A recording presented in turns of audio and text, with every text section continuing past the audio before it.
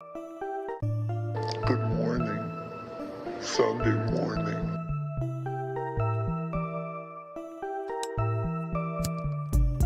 Good morning, Sunday morning.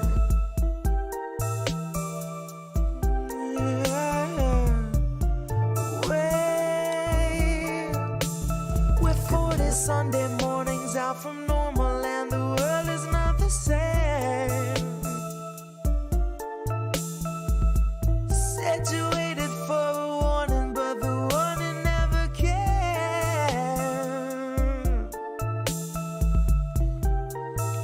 Don't shine a light in my face.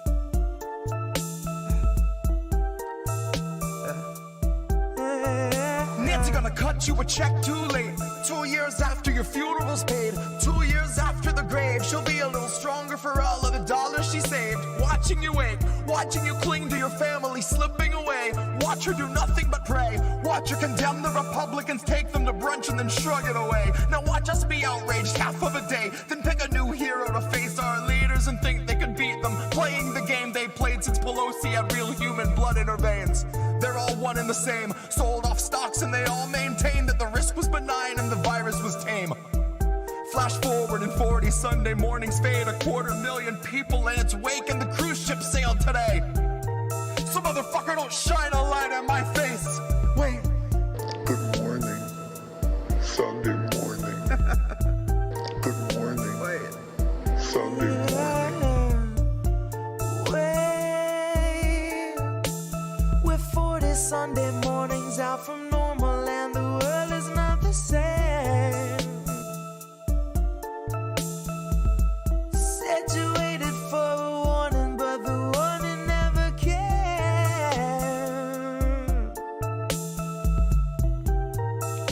Don't shine a light in my face. Said you waited for a warning, but the warning never.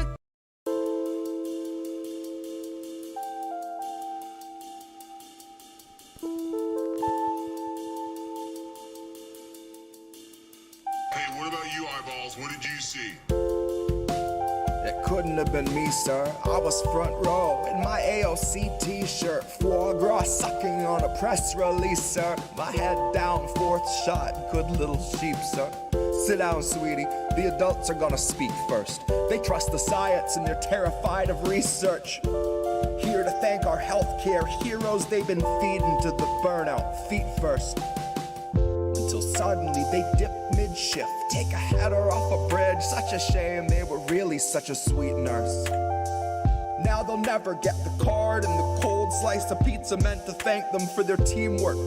Now they'll never get the baggie full of checks mixed, which would be the one reward they'd see for the moms they had to intubate.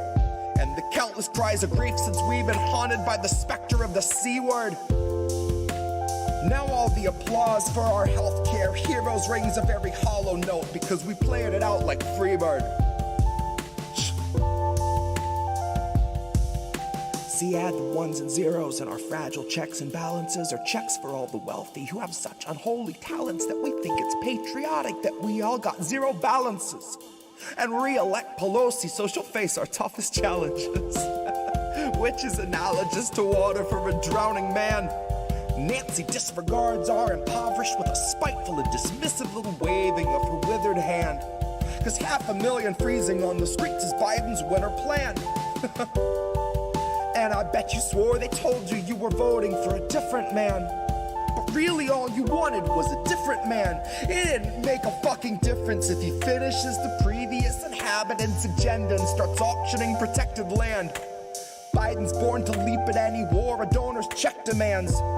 Turns out that you can't cure greed once it infects a man.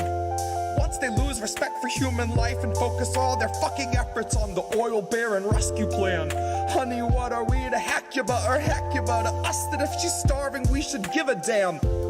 Why should we be moved to tears if someone isn't eating? We won't even recognize that food is essential to our being. It's just us and motherfucking Israel who will not guarantee that food's a basic human right. Because starvation is our favorite tool of genocide disguised as sanctioned democratic healing.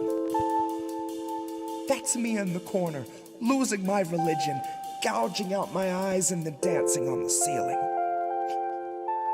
Jesus fucking Christ, what a feeling.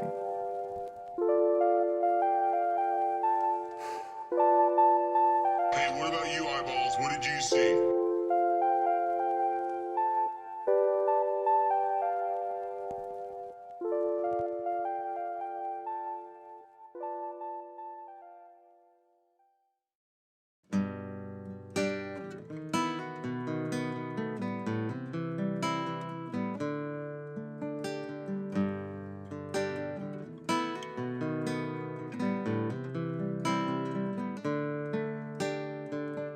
They'll gladly pay you by the hour for a minute or so, so you can sign off on the towers where they'll piss on your home.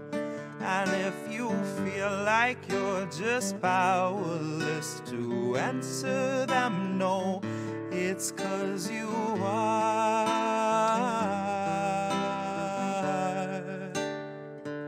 They'll gladly pay you by the hour for a minute or so, so you can sign off on the towers where they'll piss on your home. And if you feel like you're just powerless to answer them no, it's 'cause you are.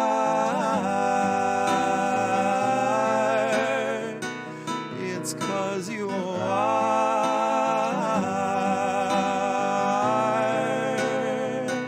They'll gladly stagnate a living wage, snap the chains, bury it. Labor slaves in rusty cages dragged behind a chariot, led by Mr. Racial Jungle, Joseph or Iscariot, fighting over scraps as they barrage us all with variants and BuzzFeed clickbait, straight until we're paralyzed, trying to distract us from the concentration camps that Joe had swore he'd close but only chose to amplify, where they got 50-something kids in cages made for 5 to occupy. And no, she hasn't seen the camps, but Harris swears they're paradise. She tells us the facilities are safe, and that right down to the women, they are regularly sterilized. Then she throws her head back and she proceeds to laugh, that sort of heartless cackle you'd expect from someone working steadfastly on behalf of the virus and a Congress full of parasites. And where was I? I was busy cashing every blue check, demonstrating plainly all the narratives expected from the verified. I was busy breeding verbal leeches by the terabyte. Train them to exsanguinate the wealthy while they sleep at night. Bleed the oil barons dry and barren, say they showed us how to share and now we share alike. Tell them I contracted rabies from a feral mic. Now I'm just another species losing sleep to noise pollution and these glaring lights, forced to change its habits and adapt to just survive. But now it's safe to say that some of us are thriving in the moment, throwing shit on presidential homes beneath the Paris skies. So if you feel like you're just powerless, I guess you bought the lie. But I can tell they're petrified of our collective might, 'cause I can hear those gentrifiers weeping at the sight of our collective rights. And I only can imagine the intensifying fear of knowing revolution's near, and all that's left to do is simply wallow in the thick anticipation of a rabid bite. And baby, one day you can ask your leaders just what that was like before you grab a slice. So if you think you're powerless, allow me now to change your mind. Honey, if you think you're powerless, allow me now to change your mind. See, they'll pay you hourly, tax them each apart, and build a shining tower out of loopholes and cards, and tell you that you're powerless to keep you in the dark, because you aren't, because we aren't. You see, they'll pay you hourly, tax them each apart, and make you build a shining tower out of loopholes and cards, where they'll tell you that you're powerless to keep you in the dark, because you aren't, because we aren't.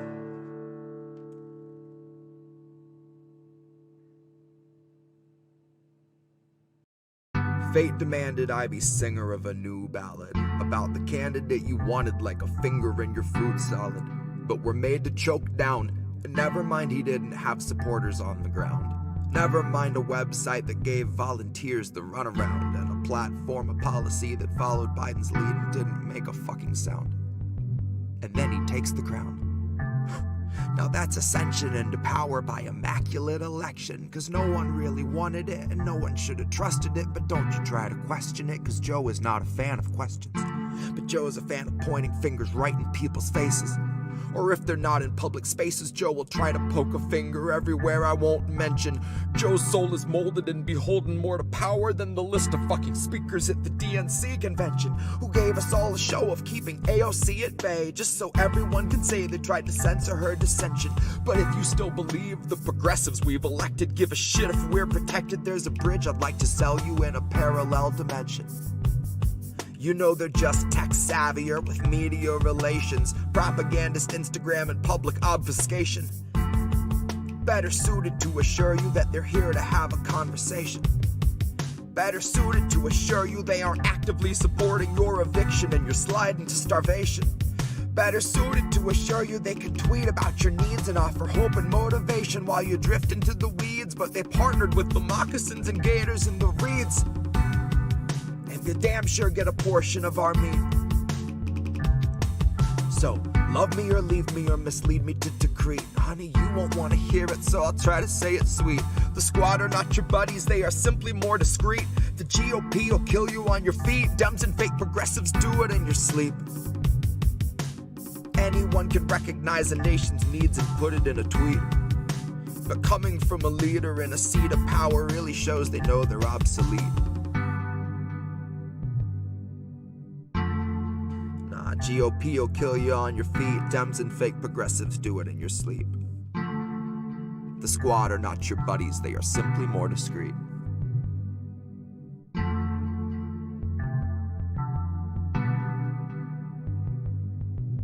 You won't want to hear it, so I'll try to say it sweet.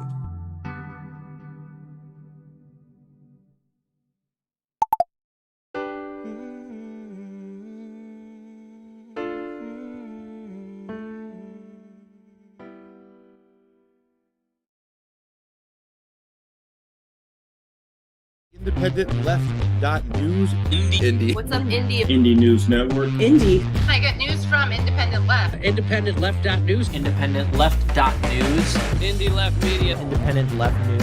Indie Left. Independent Left News. Independent Left Media. Indie Media. Indie Left. Indie. Indie. Indie Left News. Indie Left. Hi, Indie! Indie Left News. Subscribe to Indie News Network. We're world building. Your way of assisting, I feel like, is really cool.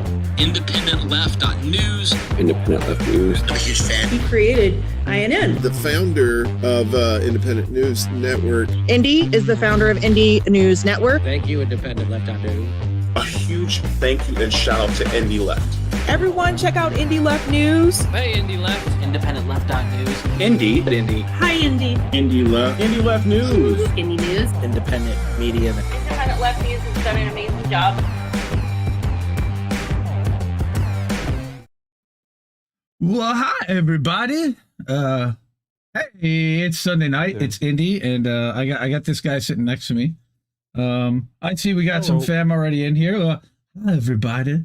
It is Sunday night, and it's How Do We Miss That? And I'm psyched. I'm excited to be here. I got some really killer stories to go through, and some interesting ones tonight. How you doing, dude?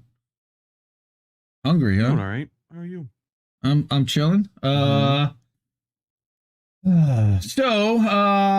we got fam here. We got Lula victory. Yes, congratulations to Lula and to the party down there. Thank goodness. I guess we did not want to see Bolsonaro win again, and it was a razor thin margin. Apparently, I'm seeing like less than 2% difference between them. 50.87 to 49.13 or something like that. Gira, Anthony, Rick, Colin, Arifa saw in Haiti. Yeah, so the uprising in Haiti and the fact that media just won't go. Unfortunately, we're not going to have a chance to get to that tonight, but But again, prayers and shout out to everybody, in Haiti, and obviously that's Colin planned to Wednesday.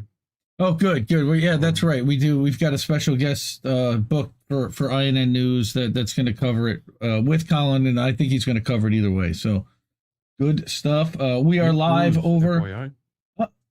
Oh, you're going to drop it. MMA. You're going to drop it. Socialist MMA. Yeah, Colin's in the chat. Can I be Indy can be me for Halloween already, pick? So. Can I be me for Halloween?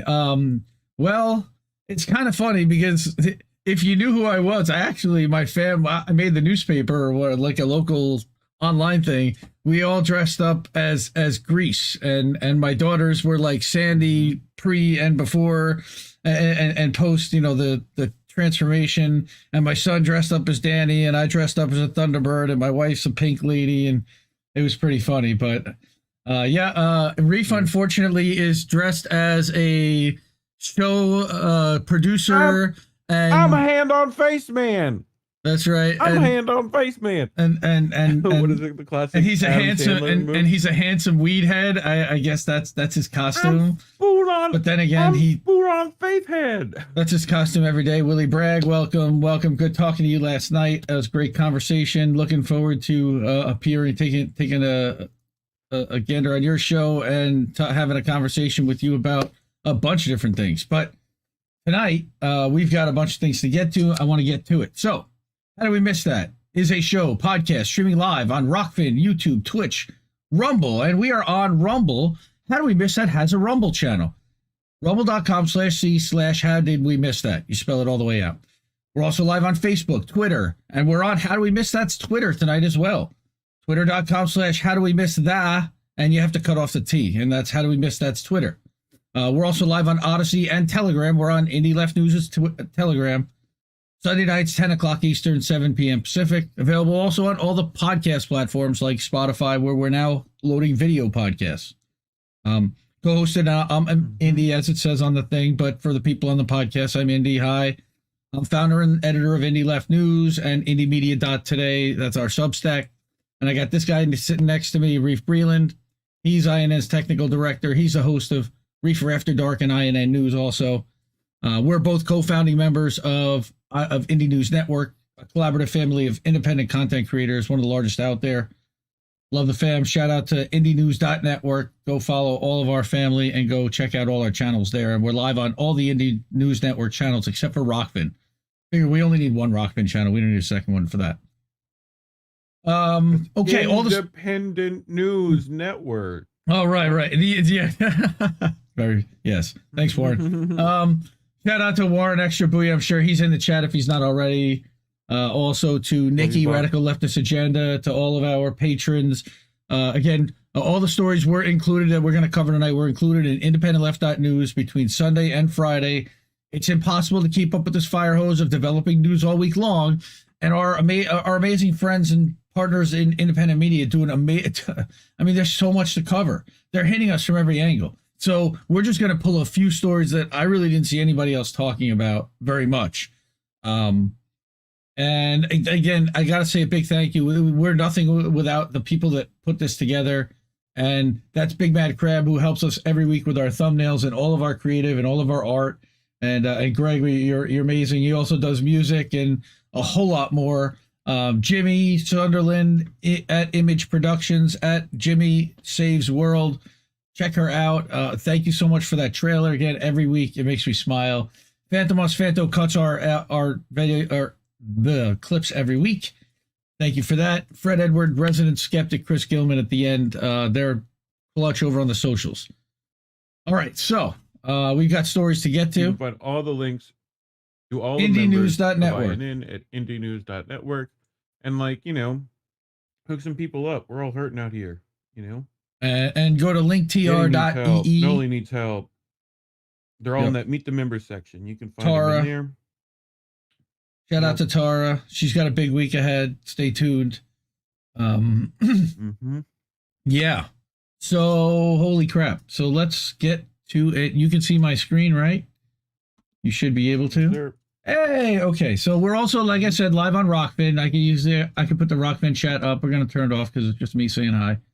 But anyway, Rockchain.com/IND left news. I'm going to keep promoting and keep plugging and keep trying to drive you to different stuff all night because we're everywhere and people don't even realize that we're everywhere with different accounts and different presences all over. We're on Facebook and we're doing a whole lot of stuff over there. Instagram even. Hi, everybody over on Instagram. We do clips once in a while for Instagram. We try to clip up the show. We do. We put our clips over on Instagram. We put the clips on Facebook. We put the clips everywhere. We do have a clips channel. That's over on the Rumble, rumble.com/c/how do we miss that. And now we are live streaming to that channel for the first time tonight. So, hi, Rumble. How do we miss that for the first time? Cool. All right. So we got some stories here tonight. First one, and they're kind of tied together, is Nord Stream and the turning off of Nord Stream and how badly Europe is screwed. Then we're going to talk about some labor and how much money they've got and countering the union busting. And then we're going to talk about filming the fuzz. And that's a subject I know that's near and dear to our friend Noli's heart. And this is going to be an interesting one. So we've got Oz in the chat. Hey, Oz, welcome. All right. This is what's going on. They're screwed. So how? Europe's self-destruction. Patrick Lawrence in an exclusive for SheerPost. All right. And SheerPost is one of the Indie Media Award honorees for being one of the top outlets. So definitely go and subscribe to their newsletter and support them with a donation if you can. Like the stream. That's right. Make sure to share the link, like the stream, subscribe to our channel, all the platforms you listen. Like I said, we're everywhere. Thank you so much, Anthony, for reminding me of that. So you've got everybody there at the opening of Nord Stream. This was back in 2011. And Dmitry Medvedev, who was the president of Russia at the time. Wait, go back? Yes. Go back? Why does that middle guy look like he's like... Hey, that guy looks familiar. No, other middle guy. Middle of the thing. No, yeah. Why does he look like that? Why does he have that face? He's got like, toothy grin. Toothy grin, like, yes. It's just like evil man grin. Like, well, anyway. Sure. So, absolutely remarkable Western media's determination to ignore the recent Baltic Sea detonations, which knocked out the Nord Stream 1 and 2 pipelines. Again, this was from last week. A major piece of this was before Russia has come out now and accused England or UK of detonating and destroying the pipeline. So they're still speculating, and there still has been no official investigation that says it, but we're going to look at a little deeper as to how, why, and what. So again, major piece of Europe's energy infrastructure, joint property of Germany, Russia has been destroyed. Any chance Russian gas transmissions westward will be resumed is off the table.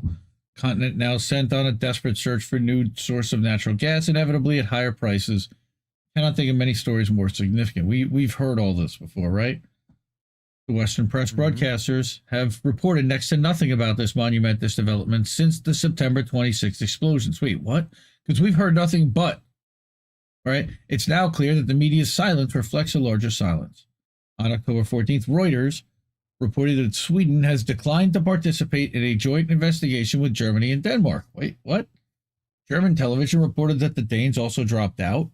So now we have a German minister stating that his government knows who's responsible for the attack, but he can't say who it is. In all three cases, the explanation is the same. The matter is too sensitive to pursue, and doing so risks, quote, national security. Right. So, of course it does. There will be no joint investigation of Nord Stream 1 and 2 incident. And whatever Sweden and the others may discover on their own, they have no intention of telling the world about it. One of the reasons why Russia's now come out and said this. Now, unless you're given a parlor games that never end, it's nearly impossible to avoid concluding that the U.S. was either directly responsible for sabotage or supervised those who were. If national security isn't an issue, it is plain that the Russians had nothing to do with it, and equally plain that the culpable entity is nominally allied with Germany but has no fundamental respect for its interests, of course. And it's not notable that Stockholm, that's Sweden, Copenhagen, Denmark, have decided to shut up about what happened off a Danish island close to Germany's Baltic Sea coast. Wait, what? It's shocking that Berlin has done so. I haven't heard about this either. Somebody just blew up a project worth $11 billion, $10.8 billion, that Germany, not dollars, but euro, the Germany, right, set in motion, and in which it has a majority share. And in effect, the Federal Republic has chosen to stand with what is almost certainly a state actor, as said actor impugned its sovereignty and destroyed not only its property, but also its energy sourcing alternatives. Yeah, that's pretty much what the German government is doing right now. So what are we looking at here? Well, my answer comes with a long story, of course, and that's Patrick Lawrence, who's one of the best. All right. And the truly big story Western media have left unreported. It's the story of how Europe has bowed supinely to America's dictates since the Cold War decades, even when this does the continent harm. And again, I don't think that this is much of a surprise, but lately it's a story of the disastrous toll the U.S.-led campaign against Russia via its proxy in Ukraine is taking on European societies and economies, right? Now we must wonder whether the story that began long ago turns out to end with the destruction altogether of Europe as an independent pole of power with a voice of its own, and just as important in my mind, of Europe as an idea and an ideal. We are risking a massive deindustrialization of the European continent, Belgium's Prime Minister told the Financial Times recently. So, Europe's creeping economic ruin is the most immediate, tangible casualty in the war in Ukraine, the U.S. provoked, and the sanctions regime against Russia, the U.S. leads, and the European Union backs. Wow, that's a mouthful. Right? The nearly incredible refusal of Germany and its neighbors to stick up for themselves on the pipeline question suggests that the larger consequence is the final collapse of all pretense that Europe is other than a collection of vassal states now subservient to the U.S., even at the expense of their own citizens. Well, I don't know. Well, evidence seems to indicate We're that. fucked. Yeah, thank you, Misty. Okay, think about this the next time the Biden administration bangs on about the sanctity of Ukraine's sovereignty, right? And how they're literally silencing other countries from releasing an investigation about what's happening in the Baltic and what happened with Nord Stream, because it would be an inconvenient truth. Wow. Sounds like a guy who might be locked up in Belmarsh has a similar issue.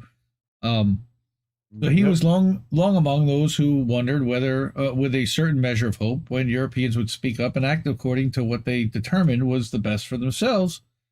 He spent decades at this. Yes, remembers thinking, continent is done with Cold War binary Washington forced on the world.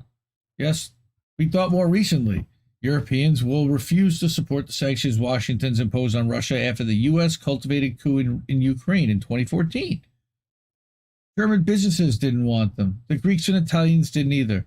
When they came up for renewal every 6 months as required by EU rules, they went through anyway. How about that? Of course they did. Right? Then Macron came along. When he hosted the Group of Seven 3 years ago, the French president tried on his de Gaulle Act, declaring that Russia was inevitably part of Europe's destiny and the continent must find its own relationship with its vast eastern neighbor. Well, yes, I said again, failing to see that Macron is little more than a squeaky weather vane mounted grandly atop the European barn. No was the answer in these in many cases. Right. This topic came up again some years ago during an interview he did with Perry Anderson, who's a British writer and publisher. Why can't Europe find its voice? He had an interesting reply. The last generation of European leaders with any experience of acting independently of the U.S., Churchill, Anthony Eden, de Gaulle et al., etc., passed into history during the early part of the Cold War, he pointed out. Okay, so no generation since has experience other than its dependents sheltering under the American security umbrella. They know nothing else. They have never spoken in voices of their own. And this is not to say that Europe has been entirely at ease. By the mid-Cold War years, there were signs aplenty that Europeans were restive within the transatlantic relationship as Washington fashioned it. Right. De Gaulle, withdrew French forces from NATO command in 1963. That's, I believe he's talking about in Vietnam. 3 years later, he ordered NATO to close all its bases on French soil. All right. 3 more years after that, Germany premiered its Ostpolitik. Another year on, Willy Brandt became the first German chancellor to meet an East German, Willy Stoph. So it's not like they haven't like gone against the U.S.'s wishes before. Let us not forget what was going on in the streets. If you do not understand, I don't know. I'm terrible with French, but the riots in 1968. Thank you. In Paris and everywhere, and I don't know, and elsewhere in part of protest against the American imposed world order. You don't understand 1968. Okay, again, but Washington, flush with its post-1945 primacy in global affairs, had learned well by this time how to coerce its friends with a toothy American grin and whatever was required by way of money, bribes, fixed elections, political subterfuge, and all the rest. It had a nasty gift for force-marching Europeans to keep them in line with the Cold War crusade, their barely submerged disquiet notwithstanding. Yep, so basically they would coup leaders that were going against them, destabilize the country, and put in a puppet dictator. Wow, where have I heard that before? So unity, right? Thanks, Richie. Were those of us were those of us who wanted to see a freestanding Europe in its way a bridge between West and East so often disappointed? And so came my question to Perry Anderson only a few years ago: how come this? Right. And here we are with methane bubbling up in the Baltic Sea from what the BBC reports to be a breach of 50 meters, 164 feet, Nord Stream. Aha. Assuming American culpability of one or another kind in this crime, as I do not care for parley games, I make this assumption pending evidence. There's a straight line between Washington's capricious abuses of European sovereignty during the Cold War and the events of September 26th. A nation that licenses itself to intrude into Europe's affairs without more than murmured protests is a nation that will think little of wrecking an expensive piece of European infrastructure, especially when it has nothing to lose. And a continent that bowed down for decades during the Cold War is a continent that dares not say a word about it.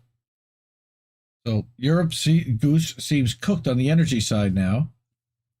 Saad Al-Kabi, the Qatari energy minister, said October 18th, with Financial Times, that for Europe to go without Russian gas will doom it indefinitely to economic decline and widespread suffering. I think that might be a little self-serving, but if Russian gas flows into the EU, he said, I think the problem's going to be huge and for a very long time. If it does, or if it zero gas. I'm sorry. Yes, if zero Russian gas flows. So post Nord Stream Europe is now at the mercy of hard bargain contracts in the open market, where it will never match the price at which Russian gas would have flowed on the Baltic Sea to Germany. Or it can make agreements with Turkey, as Erdogan arranges with Moscow to turn Turkey into a depot for Russian energy exports. Let's put it this way. You don't want to buy a used car from the Turkish president, never mind a multi-billion-dollar energy supply. Okay, yeah. Erdogan's not a good dude. All right, and leave it to the Americans. Macron, Robert Abchek, who is vice chancellor and climate minister in the Scholz government, right? And other European leaders are already complaining that American natural gas, due to arrive at European terminals, is priced at 4 times higher than what it goes for in the U.S. market. Well, you have to ship it across the Atlantic Ocean, dude. Yeah. It costs money. It has been clear since the Nord Stream question broke out into the open during the Trump administration that capturing the European natural gas market from Russia was part of what drove Washington's vicious opposition to the completion of Nord Stream 2. We know this. I mean, look, Trump was opposed to it when Merkel signed the deal with Putin back at, I think it was 2017 or 2018. I remember that vividly. I mean, this is not just a Biden thing. I mean, both sides wanted to end this thing. So we have to think in larger terms to explain so bold a move as the Baltic Sea detonations. What happened? There's another part of this story that extends far back. As much as Washington feared the Russian bear it fretted at least as much and possibly more about all those European impulses to achieve a stable settlement with the Sovs. Ostpolitik, which what was called convergence, a third way, and under such notions, that's the true enemy was a threat greater than the Soviet Union. It was the gravitational pull of the Eurasian landmass and the perfectly logical thought that a sovereign Europe would find its destiny as its westernmost flank, meaning that they'd stop doing business with us. Preventing this by whatever means has been a submerged feature of Washington's transatlantic policy for decades. This is why a gas pipeline took on so immense a significance for the U.S. and why whatever means just computed out to gross international crime and a full frontal attack on European interests. Right? It's pretty stunning. To turn the gaze forward. Well, Go ahead. Go ahead. No, I was just going to keep reading, so go ahead. No, wait. You go ahead. I was just saying, like, this is the, between that dirty bomb stuff that's been happening and, like, being claimed, and that what's happening in the Black Sea, right? With, like, British-led attacks on naval ships. Like, well, that's like, except why that are we this close to, like, yeah. Well, that supposedly no ships have been sunk. There was some kind of an attack on something, but they didn't get anything. And no, we were only kidding. It's nothing. We don't do nothing. Where's the video? Like, right. Yeah, but there was like drone stuff. Where's the photography? Where's the footage? Okay, again. Yep. To turn the gaze forward, the most discouraging aspect of Nord Stream incident is a tie between two grim realities. On the one hand, it seems clear now that the U.S. is emboldened to do anything it likes to the Europeans to preserve its power over them. And on the other, it seems just as clear that the Europeans will take it in the way of the Stockholm Syndrome. Great. But this is not the end of the story. Well, what a surprise. Patrick Lawrence is not known for writing short ones. I can't even speculate on whether or when Europe will produce a new generation of bolder leaders with thoughts of their own. This is the age of Liz Truss and Olaf Scholz. Now, of course, Truss resigned like days later. Not Liz Truss. Yep. But Rishi Sunak is no different, right? But looking further out, I do not see that the U.S. can bring history's wheel to a screeching halt, even if it looks just as if it just did. Macron was for once right when he asserted that Russia's destiny was with Europe and Europe's in an interdependent relationship with it. This is history's lingerie, right? Plain and simple. Lingerie? Yeah, lingerie. It's the long game. All right. I've never heard any simple nation stopping it for more than a short while. All right? It's the long relationship. Yep. So who did done it? Right. So that's pretty accusatory. And that was like a few days ago. I think maybe a week ago. Again, it's come out in that was 8 days ago. This was also 8 days ago. This was also looking at deductively who had the most to gain. We knew it. I know that guy did it. We knew it. I know that guy did it. Yep. Come on, Jimmy. Who did it? What? Yep. No. Effing F. Yeah, we know. Are you kidding me? Shout out to Joe at STFU shitlib too. Follow Joe. Bitches. Yep. Hi, Steph. Okay, so Ramesh Thakur from the Spectator.au, and I found this little piece a couple days ago. I was having a Facebook argument with somebody, and they were trying to insist that, well, because we didn't have exact evidence and they never did the investigation, and we now know that they will never do a joint investigation, and why,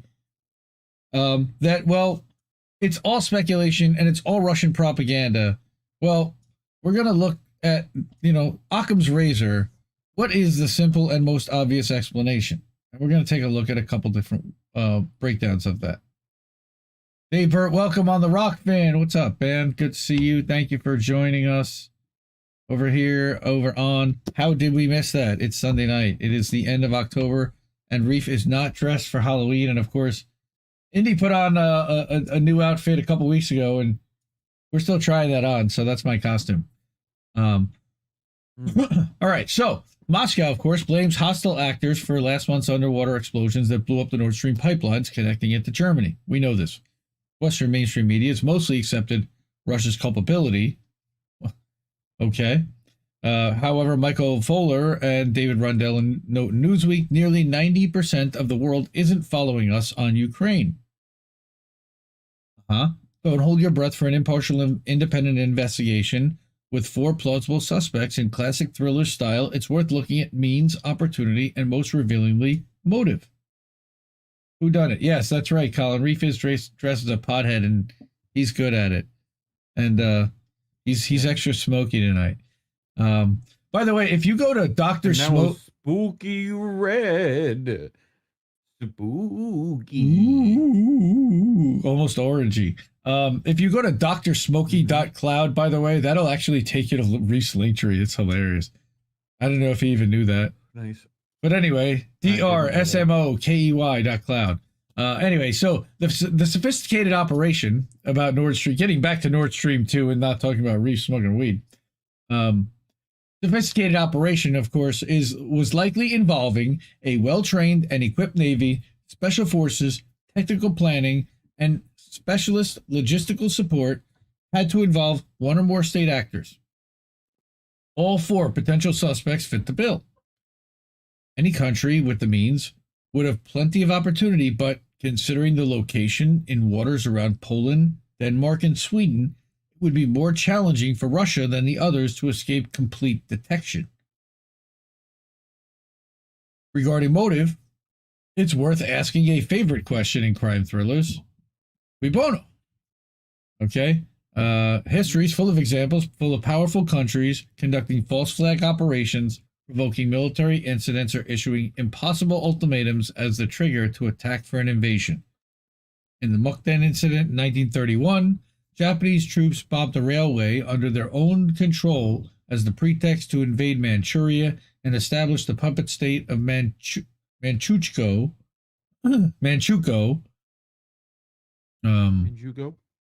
Yep. In 1933, of course, the Nazis set fire to the Reichstag, and Hitler exploited that to rule under emergency powers until 1945. In 1938, Britain and France delayed a war by a year by appeasing Hitler's designs on Czechoslovakia in the infamous Munich Pact. We don't really hear about that much in school, I'll tell you right now. In 1964, 2 U.S. destroyers, of course, we know, were attacked off the coast of Vietnam. LBJ describing it as an unprovoked, described it as unprovoked, despite clandestine U.S. activities in support of South Vietnamese sabotage inside North Vietnam, got Congress to pass the Tonkin Gulf Resolution that allowed a steady escalation of the Vietnam War. In 1999, again, NATO went to war against Serbia because President Milosevic rejected the Rambouillet ultimatum on Kosovo that dictated the terms of political settlement between the central and provincial governments. Again, we're going back, all these times where we're breaking stuff and we're setting false flags. Again, in November 2002, Iraq agreed to comply unconditionally with UN Security Council Resolution 1441 that imposed tough inspections. Thwarted in their desire to provoke Saddam Hussein into defying the UN as the pretext to go to war, Tony Blair and George Bush scrambled to fix intelligence around the decision to invade Iraq with as much illegality as Putin's invasion of Ukraine. I mean, if you're going to say one is the same, one is the same. What they're talking there is yellow cake uranium, if I remember correctly.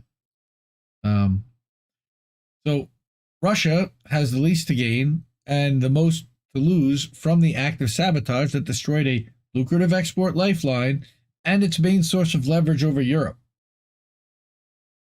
So why exactly? Yeah. In a tortured explanation, James Crisp in the UK Telegraph argues that blowing up the pipelines was a page ripped straight from Vladimir Putin's playbook of panic, escalation, and misdirection Yeah, that will raise soaring gas prices and exacerbate the cost of living crisis in Europe. But Russia could have you. Right. Thank you, Jimmy. But Russia could have simply just turned off the valves without destroying a very expensive asset.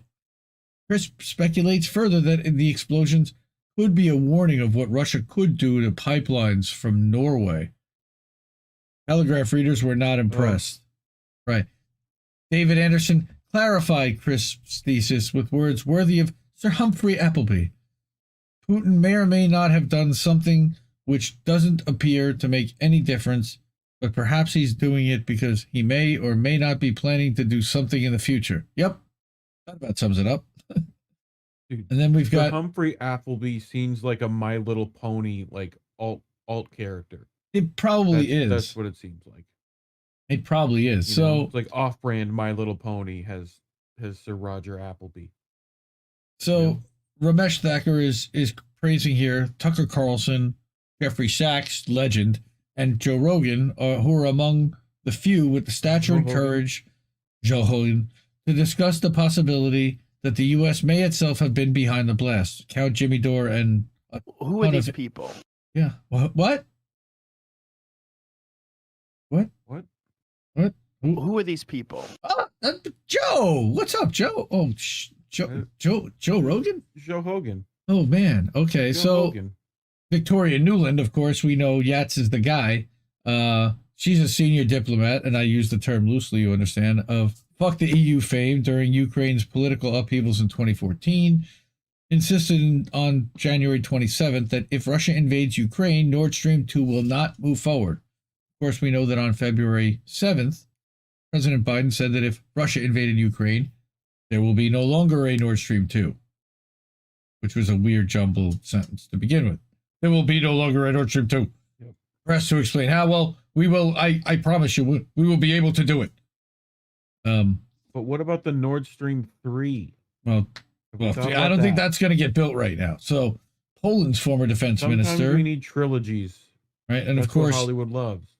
Public of the husband of the Polish-American Atlantic columnist Anne Applebaum, who's a Russia hawk, Radek Sikorski, another My Little Pony character. Well, wait a minute. But this is the dude that tweeted "Thank you USA" with the picture of the pipeline thing. Remember that? But it got deleted like 15 minutes later because it turns out that his wife's a diplomat or his wife is connected to something. It's like, oh shit, delete that.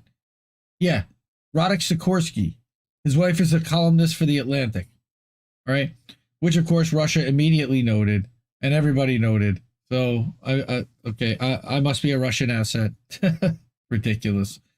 After the attack, Secretary of State Blinken said, it's a tremendous opportunity to once and for all remove the dependence on Russian energy and thus take away from Vladimir Putin the weaponization of energy as a means of advancing his imperial designs. Again, hilarious when you compare it to all the bases and all the places where we are trying to push American businesses and American business interests and do it militarily primarily.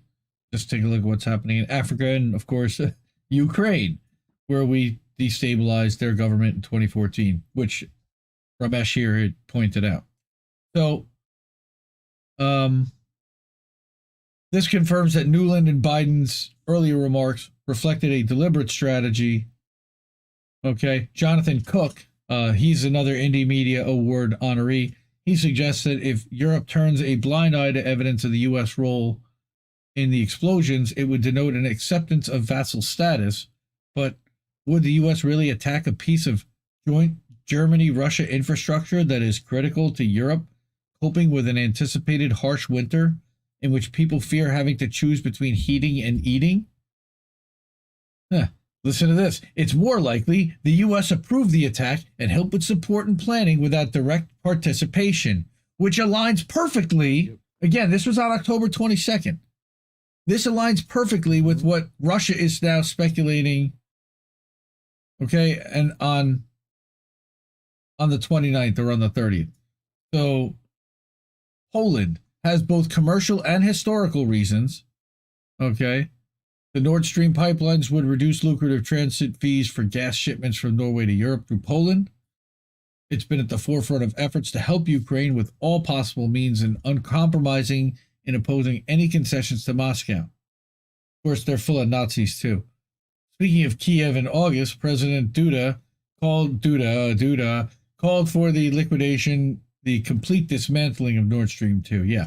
Yet the notion that Poland would risk a grave rupture of relations with Germany seems a little far-fetched. Ukraine, of course, had the least to lose and the most to gain from the explosions. It's a tit-for-tat response to Russian attacks on Ukraine's infrastructure. The victim of Russian aggression, already at war and determined to recapture lost territory on the battlefield or regain them through economic pressure, Ukraine is the least concerned with escalation that will entangle NATO and the U.S. directly. Actually, they want to very much entangle U.S. and NATO. Commercially, Nord Stream enables the supply of Russian gas without having to pass through Ukraine. A significant revenue loss and a diminution. It should say diminution. It's missing an I of influence in Europe. Right. Geopolitically, the damage deprives Russia of a critical lever to blackmail Europe. Again, blackmail Europe. This is ridiculous. It's still coming from a Western source, so you have to look at the bias. Yeah. But he's getting it mostly right. Assuming the act is required close partnership with U.S. intelligence and military in training, supplies, logistical support, and crucial information, it will also enhance Ukraine's credibility as a potential NATO ally, which is why Ukraine didn't do it.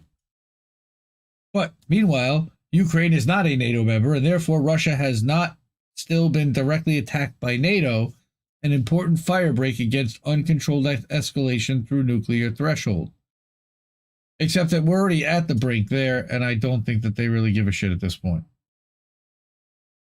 And now we get to a couple of graphics that I took a look at and that I did some research on Twitter. Again, I am not going to profess to the accuracy of these. I'm going to say that logically these look like they make a lot of sense. However, I'm not an underwater explosives expert. I don't profess to be. This is a graphic I found off of Twitter. You can see that at Chuck Farrer and Eric Wyman, I don't even know who they are. However, you can clearly see here that one of the arguments that's coming from the liberals is that the Russians detonated this from the inside, that they sent a motorized device, some kind of drone inside and exploded it from the inside to make it look like somebody else did it. Except that when you take a look at exactly how it was done and the way the rupture happened and the way the explosion happened, you can see here that, again, it's impossible to say that it happened from the inside. So that's first. With the interior liner, still pretty intact there, too. Correct. Right. And the steel peeled outward to perpendicular to blast waves, again, which only would have happened from the outside, but would have gone a different direction from the inside based upon... Because that shape charge or whatever, you also have the power of water, which could easily cut through steel like that. So, especially if you give it a small fracture to go into. So, those things will be like water razor blades pretty much. Yeah. Okay, so... Right, so you're looking at the gas flow coming this way, them setting off those charges. I don't know what the difference of the gas flow is. It's just understanding which way this came out.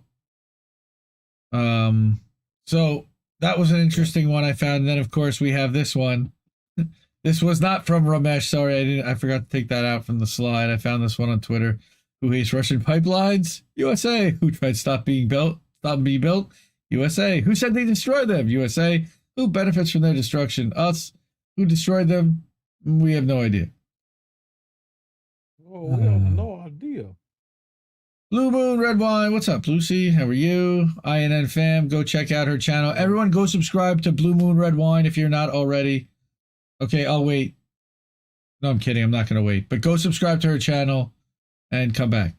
So, actually, you can click on her name, I believe, in the YouTube chat, and you can subscribe to our channel right that way. And then, of course, we have the most obvious Occam's razor. And you can see that our friend Ruski Orkbot 3000 posted this one, right?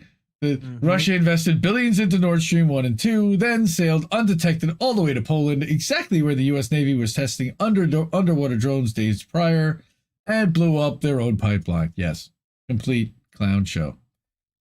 So that is our fun Nord Stream whodunit segment.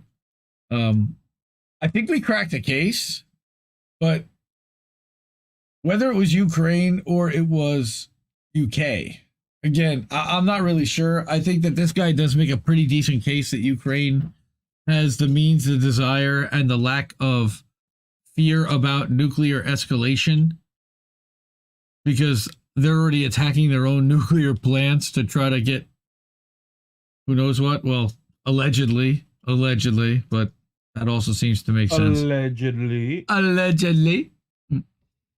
All right, we got a bunch of peeps here. All right, we got Warren in the chat. Extra booyah, booyah. And Lucy's here, like I said, Blue Moon, Red Wine. We're carrying signs now. Giggity, she did. I did see a giggity from Signs. What's up, Colin? We got Care Bear. Lazy Quackhole, welcome. I saw Oz was in the chat before. If he's still listening, welcome, Oz. Good to see you. And I'm sure it'll be Oz o'clock. Oz o'clock. I don't know, about 1:30. It might have been Paul Pelosi. You know, look, he's been. I'm not going to use the joke, but I saw today somebody made the joke. I guess I will use it. That twice in the last 6 months that he's been involved in a police incident, and both times he was hammered. No, Stop. I'm sorry. I'm sorry. I'm going to hell. I apologize to the baby and the little pygmies down in New Guinea. Tribute to Larry the Cable Guy. All right. So Kelly M. Oh, the wonderful Kelly M. And as Warren always calls you his love, Kelly M. and Jimmy as well. I'm sure Jimmy's here somewhere if she's not already. Anthony Malecki marked safe from hammer-wielding sex worker today. Good. Thank you very much. Too soon. Yes. I guess it was too soon. I'm sorry. I'm very sorry. I feel awful about that terrible joke that somebody else told on Twitter. It was not me. I'm repeating somebody else's words. You apologize to baby the New Guinea. To the baby pigness in Papua New Guinea. I apologize. I'm going to hell. Okay, so I got some stories about labor, but they're not really about labor. All right, so it's about financing labor. All right, so here's the deal. Here's the deal, Jack. We got to get some Joe Biden. We actually need to get what's his name, Mike McRae doing Joe Biden, because they're good. But here, it's time for labor's fortress. It's time to tap into labor's fortress of finance. What's the thing I talk about all the time, incessantly? The Fortress of Solitude with Solomon Grundy and Solomon Grundy. Well, no, okay. No, the fortress of finance. First of all, if you want to have a general strike, how are you going to make sure that these people can still eat and get paid and live? You need money. So, what are we talking about here? Well, unions this says, no. This is not like, well, a little bit, but not really. So, despite the recent upsurge. Oh, no, it's not. No, despite the recent upsurge it absolutely will be. But worker militancy, union membership, and density have been declining for decades. We know this. But a close look at labor's finances suggests that unions have the economic resources to potentially reverse this decline. What do you mean? Standard explanations for labor's decline blame are grossly unfair labor laws, full-scale corporate attack on organizing and collective bargaining, and economic trends, including the decline of manufacturing, of course. But labor is not a passive bystander.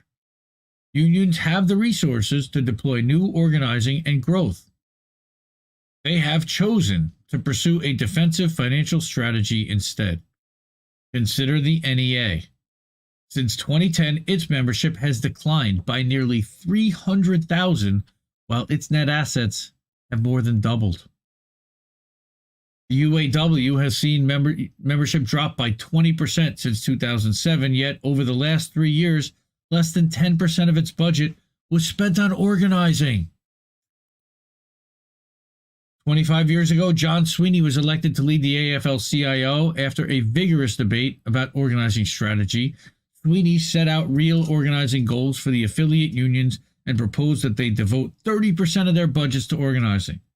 Many of the affiliates rebelled, and the goal was quietly shelved. So today, Unite Here, and that's Chris Boehner's former union, Unite Here is one of the few unions that devotes significant resources to organizing, up to 50% of its budget, consistently running operating deficits, spending more than its dues revenue. As a result, it was one of the fastest growing unions. Yes, well, thanks, Rich. It was one of the fastest growing unions before the pandemic, increasing its membership by 34% from 2010 to 2019. That's a huge increase in a time when most union membership had been declining substantially. But here's what's interesting is that flush with cash. So in 2021, large unions booked $18 billion in revenue, mostly from dues, and spent $15.5 billion in operating expenses, which leaves a surplus combined of, let's do the math, $2.5 billion. Though labor's revenues are far less than those of business associations, they're substantially bigger than those of environmental, human rights, and political organizations. Really? So where did the numbers come from? The Labor Management Reporting and Disclosure Act requires unions to file financial reports every year. These reports are publicly available at the DOL website. So this financial analysis used the form LM2, which is required for labor organizations with $250,000 or more in total annual receipts. Smaller unions, which file the form LM3 or LM4, were not included. These are just the figures and revenues and assets for this piece, which represent the sum total of all unions filing LM2s, which are the big ones. All right, and this is found at radishresearch.org. You can read the full report there. All right, in 2021, organized labor held $31.6 billion in net assets, minus, that's total assets minus debt. That is more money than any U.S. foundation but one, the Bill and Melinda Gates Foundation, with $48 billion. They've got substantial resources. Okay, while union membership declined by more than 700,000 from 2010 to 2021, total revenues increased by 33% over the decade, thanks to higher dues, because the average rose from $778 per member in 2010 to $1,089 in 2021. But also significant increases in investment, rental, and miscellaneous income, such as government training funds and royalties from selling membership lists. Yeah, where do they sell those membership lists to? That's not cool. Right? Meanwhile, unions cut staff by 20%. Meanwhile, in the Fortress of Evil, at the unions, Fortress of Finance, in this case. Well, no, at the Fortress of Union Headquarters, unions cut staff by 20%. They employed almost 25,000 fewer employees in 2021 than they did in 2010, a 20% decline in the workforce. All right, that's management positions in unions, however, of course, increased by 64%, and more than 10,000 union employees now earn salaries of over $125,000, which is good for them. That's a living sustainable wage in most cities. I'm happy for them, but I wish the workers were earning that and it was more balanced. Unions also paid out an average of $78 million a year in strike benefits during this time, which is less than 0.5% of net assets or revenues in most years. Overall, union spending increased only 18% over the decade. That's crazy. They took in all this extra money. They put nothing towards strikes. They put nothing towards spending on the union.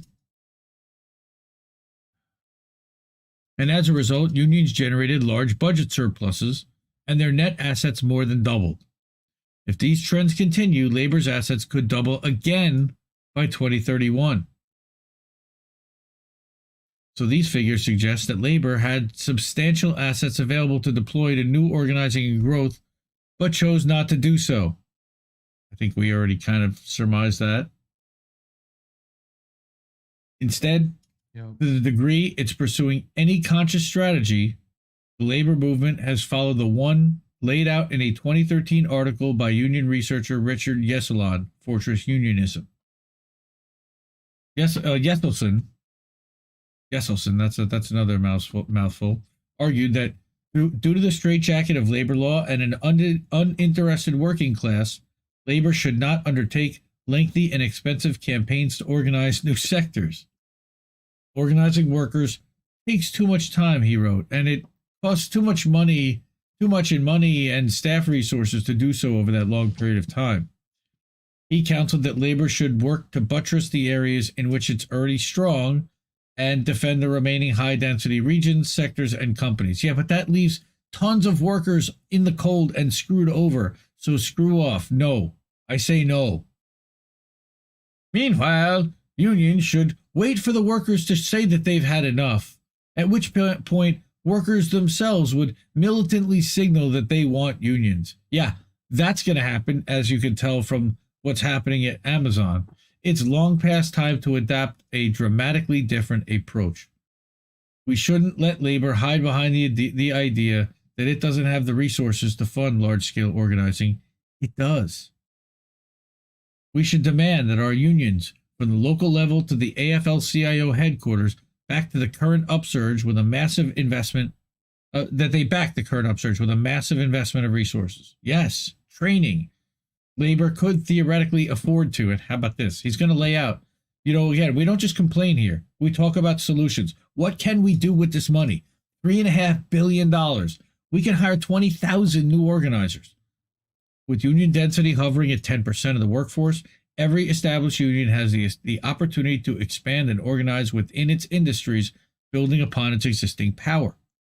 What else could they do? The real power is in the rank and filers who could lead organizing campaigns. Labor has the finances to recruit and train these worker leaders who are hungry to be part of a larger labor movement and organize their fellow workers. The problem there is that the labor leaders don't really want these worker leaders, the rank and filers, to actually have power, because it reduces the power of the labor leaders. But they could also boost the funding of worker centers and independent unions, increasing grants and contributions to $1.5 billion. Currently, labor spends just $382 million on contributions and grants to outside groups, which is only 1.2% of its net assets. That's a disgrace. In contrast, foundations must pay out 5% to maintain tax-exempt status. So they should at least be paying out 5%. So that's the logic of saying to go from $382 million to $1.5 billion, that's to go from 1.2% to 5%. That's just to keep up with tax-exempt companies or tax-exempt organizations. See, I knew Jimmy would be along. Hi, Jimmy. Many labor leaders would bristle at the comparison to foundations, right? Of course they would, since union assets belong to the members. Yes, true. But these assets are also the legacy of prior worker movements and struggles. And unions rarely win first contracts. Bristle. What? Okay, they cringe. What exactly is a bristle? I would say it's more a cringe. Many labor leaders would, well, again, I don't want to change Chris's words here, but I would say that it's cringe. They would cringe at the comparison to foundations, or they'd get angry, or they would get a little bit upset, or sandy or salty. All right, since union assets again become like porcupines. Got it. Oh, I could go out and be a thesaurus, but yes. Unions are rarely, again, win first contracts without support from other unions and social justice movements. So paying out as a foundation type of thing, again, unions should even probably get tax exempt status. I'd be okay with that more than churches. They at least support workers. Sure. The tens of millions of unorganized workers have no legal claim on labor's assets, but perhaps they have a moral claim. All right. They could also radically increase strike activity, spending $1 billion a year on strike benefits, which would be more than 10 times what unions currently spend. Could you imagine if they dumped $1 billion at the strike funds? This is what I've been talking about. This is where we need the money, right? They could also capitalize a new $3 billion. Right. They could also capitalize a new $3 billion entity or entities that could engage in riskier civil disobedience activities like illegal strikes, secondary boycotts, or defiance of restrictive court injunctions on picketing and protest. That's a little riskier, considering that they're only sitting on $3 and some odd billion in change. No, $31 billion. So this is just of the $31 billion that they're sitting on. Historically, illegal attacks have been crucial to labor's growth. So why would we do that? But these days, unions shy away from such activities because they risk financial liability that could put labor's assets in jeopardy. So set up shadow organizations. Right. That's why labor could, as Joe Burns proposed in reviving the strike, spin off organizations that engage in more militant activities, turning on its head the corporate tactic of double-breasting, where a union employer sets up a parallel company to run non-union. Imagine that these new entities committed financial assistance to workers and unions defying public employee strike bans, disobeying injunctions against picketing, or violating no-strike agreements in the private sector. I don't think that you're against this article necessarily. See, this is what I'm saying, bro. All right. With more strikes in the organized sectors of the economy, the landscape might start looking like the 1930s when union membership dramatically increased.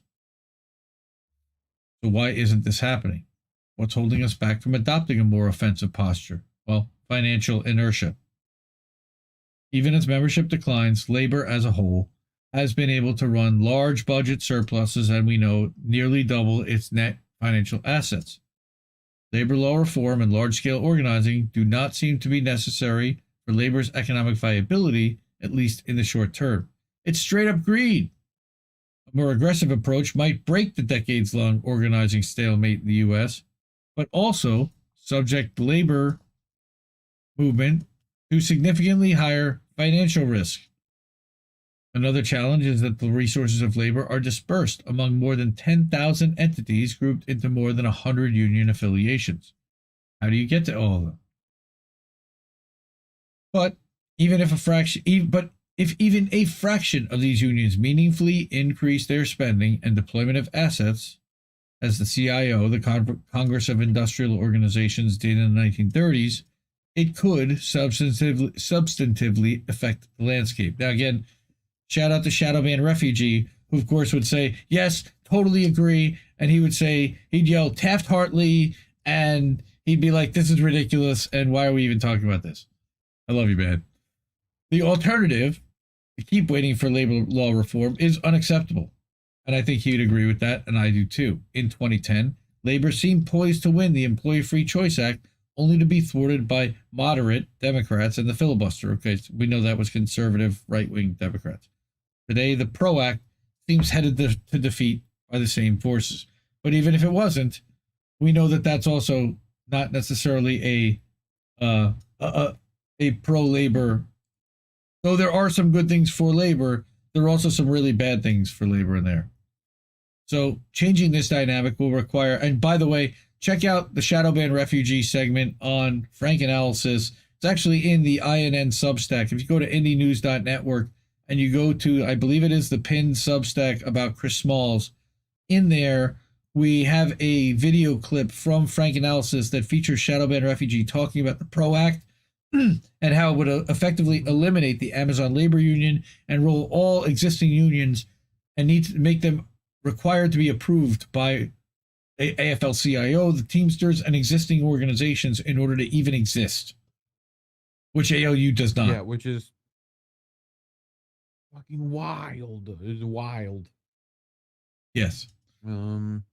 So, changing this dynamic will require labor to tear down the walls of fortress unionism put its significant financial assets at risk, and fund a wide range of strategies to take advantage of the present historic moment. But of course, we know this change is unlikely to come from the top.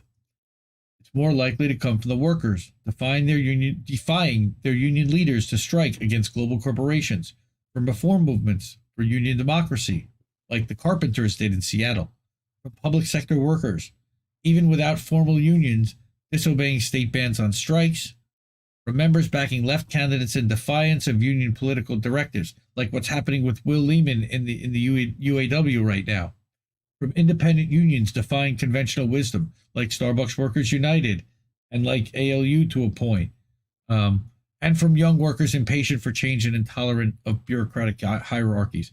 Also, shout out to the Trader Joe's union, as well as to the Apple Workers Union. They're part of the CWA, an offshoot. And you've got the Chipotle Workers Union, and you've got the nurses that are killing it right now, and the teachers in Brookline and in Massachusetts that just won another concession. I mean, labor is really starting to move. Yes, Chris Smalls ain't doing shit no more. They've been, look, they lost in Albany. He's been fighting to stay relevant with Staten Island and expand, at least in the New York area. And again, we support the effort to unionize. We want to unionize Amazon, and he's up against a mountain of a company that has $1 trillion in Pinkertons at its disposal, and he needs help. And he's either not looking for it or not getting it, and it's sad. But I don't even want to talk about Chris Smalls. What I want to talk about here again is what's happening about these what's happening everywhere else in labor, and what can be done with the assets and money that's already out there. That it is this constellation of forces that could follow the money and seize the assets from a labor movement that has failed to seize the moment. So the AFL-CIO Executive Board has approved an increase in per capita fees to raise $10.8 million for an organizing fund. What is this? The fund would increase the Fed's total spending next year to $105 million, which is a 12% increase from this year. But that total is still far below what the AFL-CIO was spending as recently as 2017. How interesting.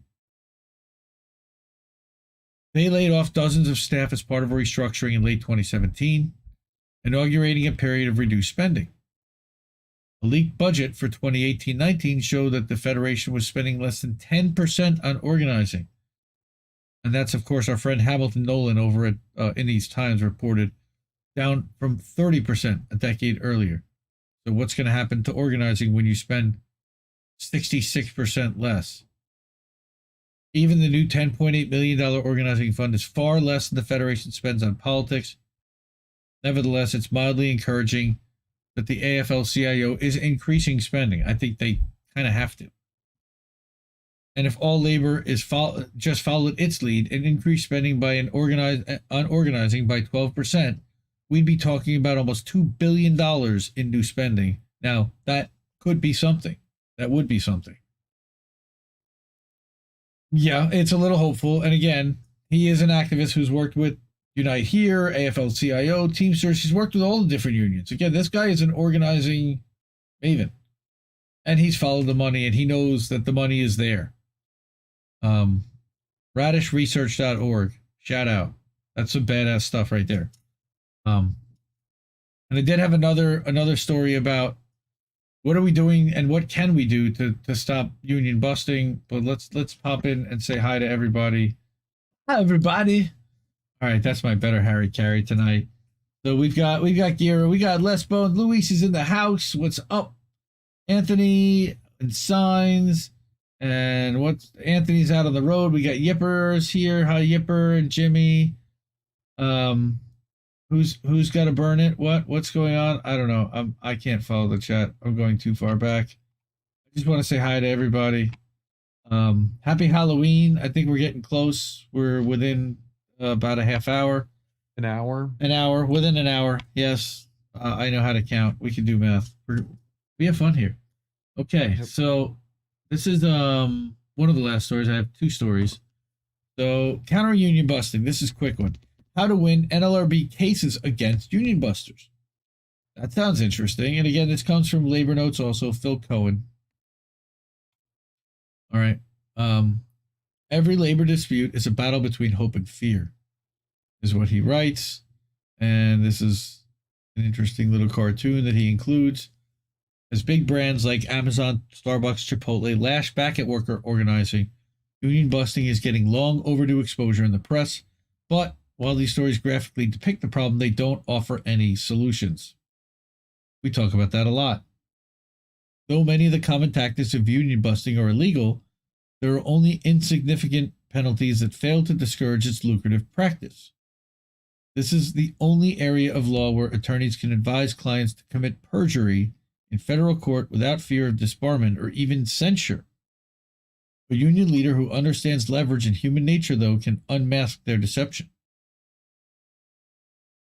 I love seeing that, exposing corporate lies. Can I frame that? Right? Union busting on a plant-wide scale usually takes place under three circumstances: organizing drives, first contract negotiations, and attempts to decertify an existing local. We've seen all three of these things with ALU. The NLRB is a law enforcement agency created by Congress and President FDR in 1935 to protect the rights of workers to form unions and engage in union activity. It violates federal law for employers to interfere with those rights spelled out in the National Labor Relations Act. Okay, management is prohibited from threatening or coercing workers for union activity. It's illegal to show favoritism to anti-union employees while discriminating against pro-union employees. This is what the National Labor Relations Act says. Unfortunately, American labor law is filled with loopholes that are easy to exploit. So when employers wish to demolish an organizing drive or union local, they attempt to maintain the appearance of neutrality by using a select group of anti-union employees to carry out the dirty work. They often hire union-busting firms whose lawyers are experts at playing this game. Under our system of justice, everyone is innocent until proven guilty, including companies and the union busters they hire. It becomes the union's job to prove that management is pulling the strings. Sure. And here are some of the most common ways that companies engage in illegal union busting. Allowing antis free run of the plant during, that's anti-union employees, free run of the plant during work hours to criticize the union or circulate a petition to get rid of the union, legally referred to as free rein. The union's challenge is proving that the company knew and didn't take action. This requires multiple witnesses putting management on the scene. Management also talks with workers, saying that they'd be better off without a union. We've seen that. Management coercing workers into signing a decertification petition. We see them try to do that. Threatening to close the plant if there's a union. We know that they've done that with Amazon, and we know that, of course, Starbucks has done that. Promising raises or other improvements if there's no union. And we know that Starbucks has famously done that and offered a two-tier wage system, saying that the problem is that they need to negotiate with the union to be able to raise the wages on the unionized employees. Interfering with the right to show union support in any way, so long as it doesn't interfere with production, including leaflet distribution at the plant gate or in the canteen, or wearing union stickers and t-shirts. The NLRB defines this as protected activity, and they definitely have stopped Amazon employees from wearing Union First or ALU badges or ALU clothing. Threatening, firing, or disciplining workers for engaging in protected activity. They've definitely done that. Spooky skeletons. Okay, you gotta move that over a little bit. You gotta move that over to the right. I'll work on it. Okay. God, you got a thing to do. Yeah, they gotta immediately know. Well, you kind of distracted me there. You put it right in my field of vision. They immediately. Sorry, I'd put it in studio mode. So. Yeah, thanks. Notify the union at the first. Yeah, that doesn't work. At the first sign of these illegal activities, right? An experienced union rep or lawyer will file charges with the NLRB, but it becomes the job of local union officers and stewards to investigate within the workplace to gather evidence supporting the charges. Good luck with that. But when they're conducting an investigation, they should be considered covert operations. Management and antis should never be confronted about their violations. It only serves to make them more careful. Better for them to remain arrogant and feel above the law. I am above the law. Leading to mistakes that can be documented. If they're given a heads up about the union's efforts, management will keep committing the same violations, only being more discreet about it. So it's essential to understand what distinguishes evidence from hearsay or common knowledge. Everybody knows isn't evidence. We need to present witnesses to tell what they directly experienced. Somebody told me isn't evidence. It's hearsay. We need witnesses who personally saw or heard something illegal and will testify to it under oath. There are two types of evidence, cumulative and corroborative. It's best to have both. Cumulative is many people testifying about the same type of violation. Corroborative is the most powerful, several people testifying about the same incident, obviously. This is where the magical blend of organizing and legal tactics comes into play. Many potential witnesses will be frightened. That's the whole point of company tactics. Management targets people they consider weak links, but some end up feeling shamed and angry instead. First step is convincing each witness to meet privately with the union rep or lawyer. If their information is good, the union will then have to persuade the witness to provide a sworn affidavit to an NLRB agent.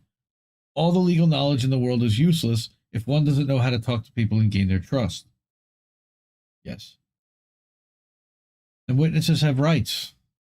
Yep. So during this process, it's important to explain the protections granted by the NLRB to workers who testify. Affidavits are confidential. Agents are prohibited from revealing the identity of witnesses to management. They cannot be found out. I rat it out. The moment a worker sits down with an agent, they are no longer the union's witness. They become a witness of the U.S. government.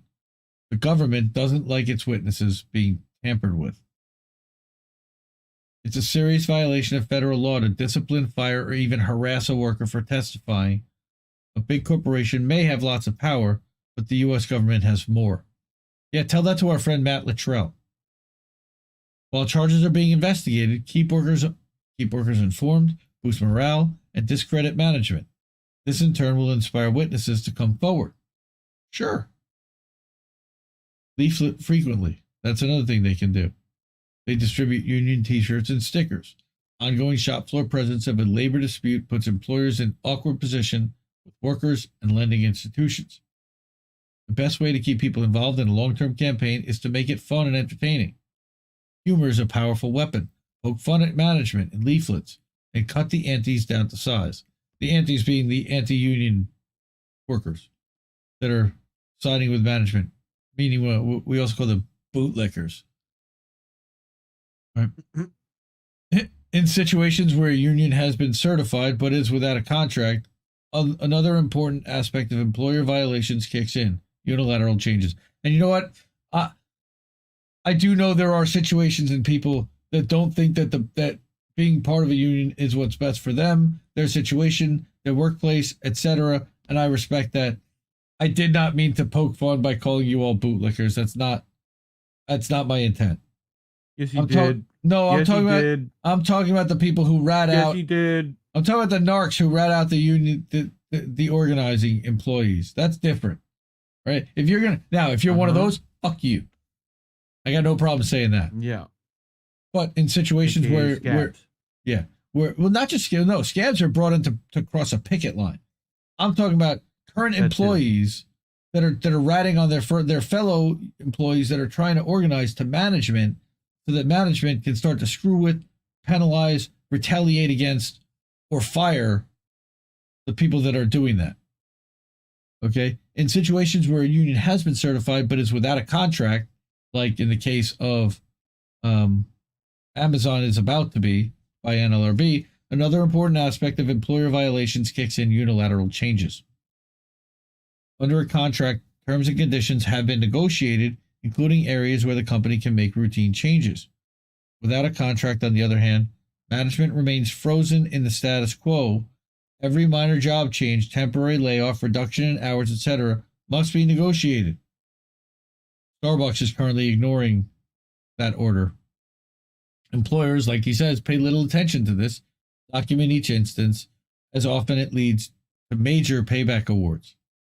One of the most fulfilling days of my career took place in the conference room of a textile mill in 1996 after an illegal decertification was shot down by the board. Management wasn't present as I handed out checks totaling more than $50,000 to workers who had been affected by unilateral changes over a 3-year period when the employer refused to bargain.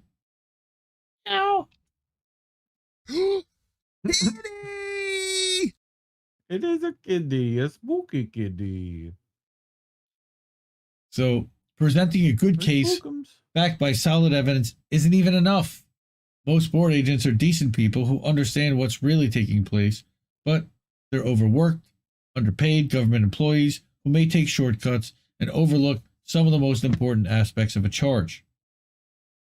The NLRB needs to see the evidence through the union's eyes, and that requires knowing how to play the inside game.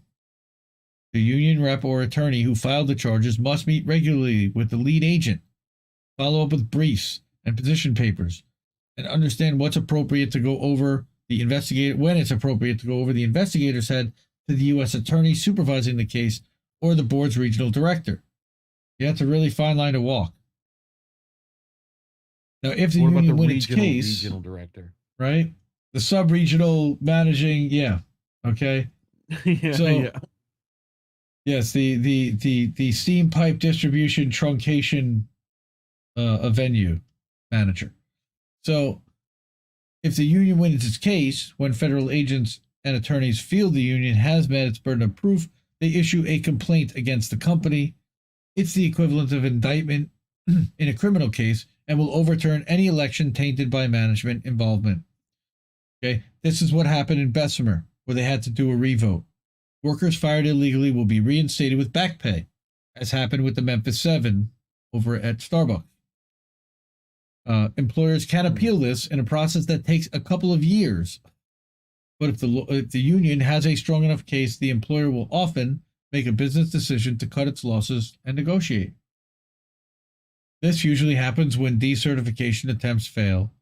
Sometimes it happens during first contract campaigns too.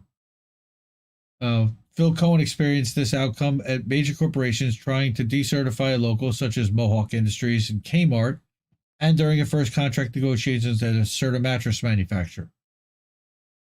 However, large companies that are being newly organized tend to milk the appeal process for all it's worth while committing new violations. Welcome to Amazon. This is where I hear what Amazon is doing. Don't buy into their efforts to break your spirit. Board charges give you a foundation for press coverage and to portray self-righteous management as the outlaws they are. Combine this with a solid organizing strategy, and there may come a tipping point when management realizes the ongoing campaign is hurting profits. Of course it is. Not only hurting profits, it's hurting their employees. Every labor dispute is a battle between hope and fear. Unions are at their best when we help people. Let me start that over. Unions are at their best when we help people find the courage to become their brothers and sisters' keepers. Union busters think they know human nature, but in fact, they understand only weakness and how to exploit them. They always underestimate what can't be accomplished by a group of workers whose higher instincts have been inspired. Never underestimate that a small group of people can change the world. And why would you say that? Because it's the only thing that ever has. And I hate to quote the shit livery of Aaron Sorkin and The West Wing, but that is one of my favorite scenes. And then the cheesy, God bless America. Fuck you, Bradley Whitford, for that nonsense. But that's a great scene. Cheese ball at the end, but really good. Phil Cohen, who is this guy? Yeah, he's also pretty big. He's been 30 years in the field in defeating professional union busters. So he speaks from experience on how to actually win. Ookie.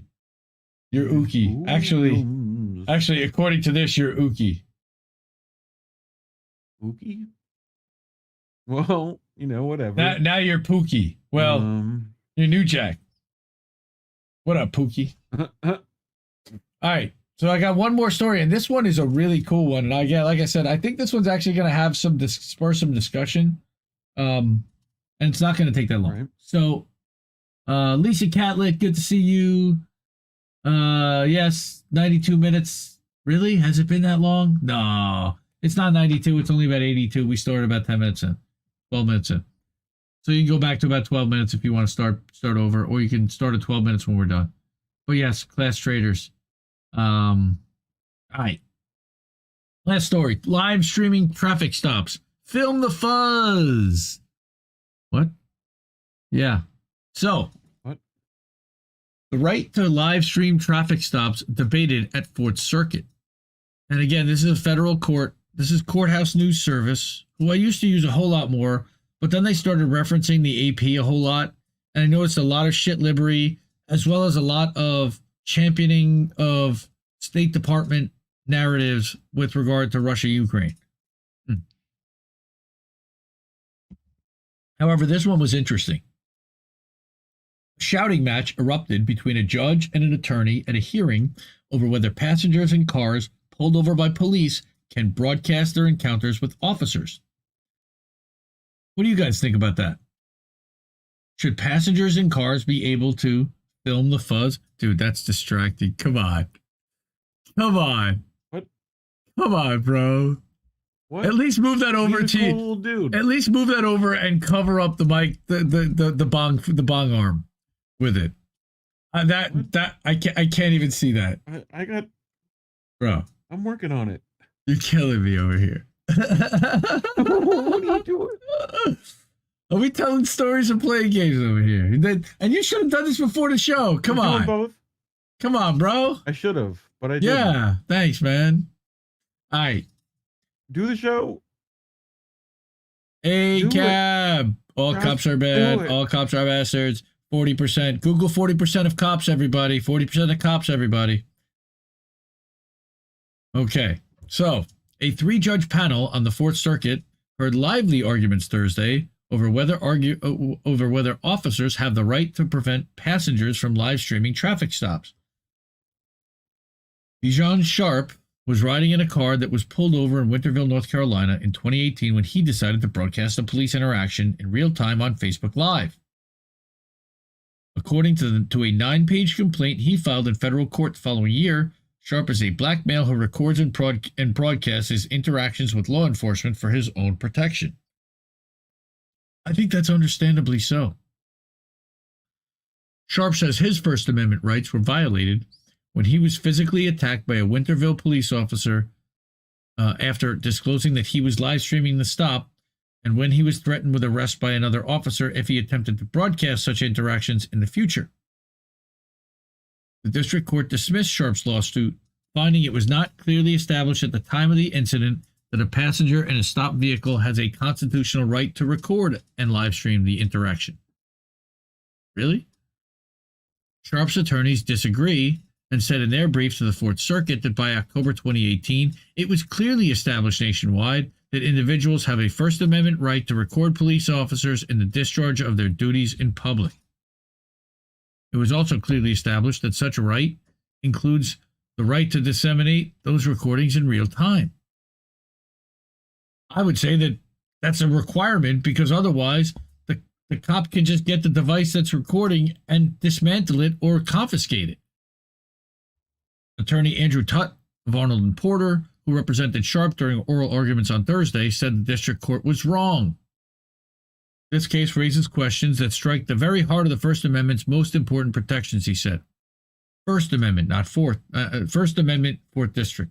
Tutt began to tell the 3-judge panel from the Fourth Circuit that the right to film police officers in public is a clearly established First Amendment right, but he was hastily interrupted by U.S. Circuit Judge Paul Niermeyer, a George H.W. Bush appointee. What? Why? Huh? Okay. The briefs on both sides spent a lot of time talking about a First Amendment right to photograph police work in public, whether by the press or friends or other people watching, and cases seem to support a First Amendment claim there. And the debate in the brief seemed to be whether the Fourth Circuit ought to do that, and my question is whether that's relevant at all. What? Effing F? Yes, thank you, Jimmy.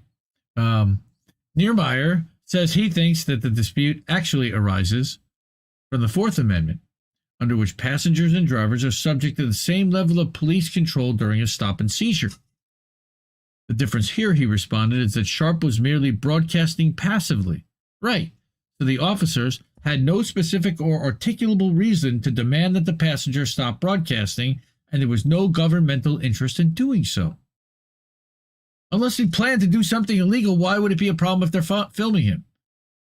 Interrupting Tut several times to reformulate his question, Niermeyer asked, what rights does an officer have to maintain control of the circumstances during a traffic stop? Well, okay, licking the boots of the cops. Niermeyer's line of questioning devolved into a period of the judge and attorney talking over each other in increasingly irritated tones until the voice of U.S. Circuit Judge Julius Richardson cut through the noise. Quote, I think he's trying to ask you a question, Richardson, a Trump appointee told the attorney. He sternly added, I'm not sure why you're so excited right now, but I think you want to try to answer his question and not talk over him. Bootlicking fucking cop defenders. An apology from Tut followed a brief stunned silence from the courtroom. Yeah, they can't believe it either. What are these dudes doing? Niermeyer asked how limiting passenger live streaming might benefit the safety of officers, but continued to interrupt the attorney until his time was up. They ran the clock out on him. Quote, as I think your honors have recognized through questioning, this is not a case about whether there is a general right to record police officers in their public duties. Okay, and that's the one who represented the cops during the hearing. He added that this is simply not before the court. What is before the court is the right of a passenger in a seized vehicle in a lawfully stopped traffic stop to live stream the encounter from within the vehicle. It's a seized vehicle when it's pulled over. I don't know if it's necessarily seized until they actually take some type of possession when of it's it. pulled over, yeah. That's right. You have to then be detained and right.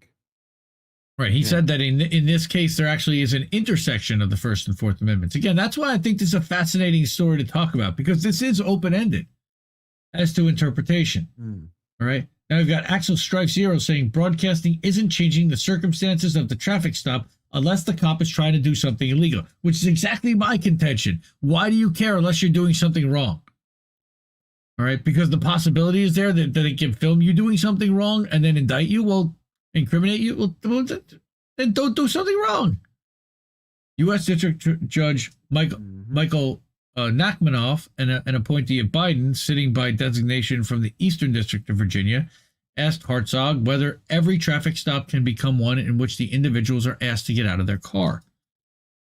Quote, I think the general case law is, in this, Your Honor, is that the inherent dangerousness of traffic stops is long recognized by the Supreme Court, not based on the fact that, well, this is just a minor traffic stop, but based on the potential for the traffic stop to turn into a more serious, potentially deadly, violent encounter, he responded. More cop bootlicking. Nachmanoff pressed, so the mother of 5 small children is pulled over for running through the stop sign, can be viewed as potentially dangerous, and asked to be stepped out of the car and frisked because she might be armed? Well, yeah. Just might be. Might be. Might be armed. The attorney responded, well, it's a matter of reasonableness, and proceeded to defend the position that this is a Fourth Amendment and not a First Amendment case. So they're trying to get it dismissed on the fact that it's not even really applicable. So then you've got Joseph McGinnis, who represents the Southern States Police, the PBA, another bootlicking lawyer, filed a motion earlier this year to intervene in the case and participate in the arguments. Yeah, I wonder which side he's going to fall on. Quote, officers have legal duties, responsibilities, and protocols to follow. And what they are taught and trained is to look at these two things that God gave us, the hands, and the things that are in those hands, especially when it is a metal object like a cell phone that can be and has been used as weapons, he told the panel. So now a cell phone is a weapon. Yeah. when it films you actually doing something illegal, it certainly counts as a weapon against you being a cop anymore. However, this group argues that recording should be allowed as long as it's not live broadcasting. Again, so that they can then take the device and stomp it.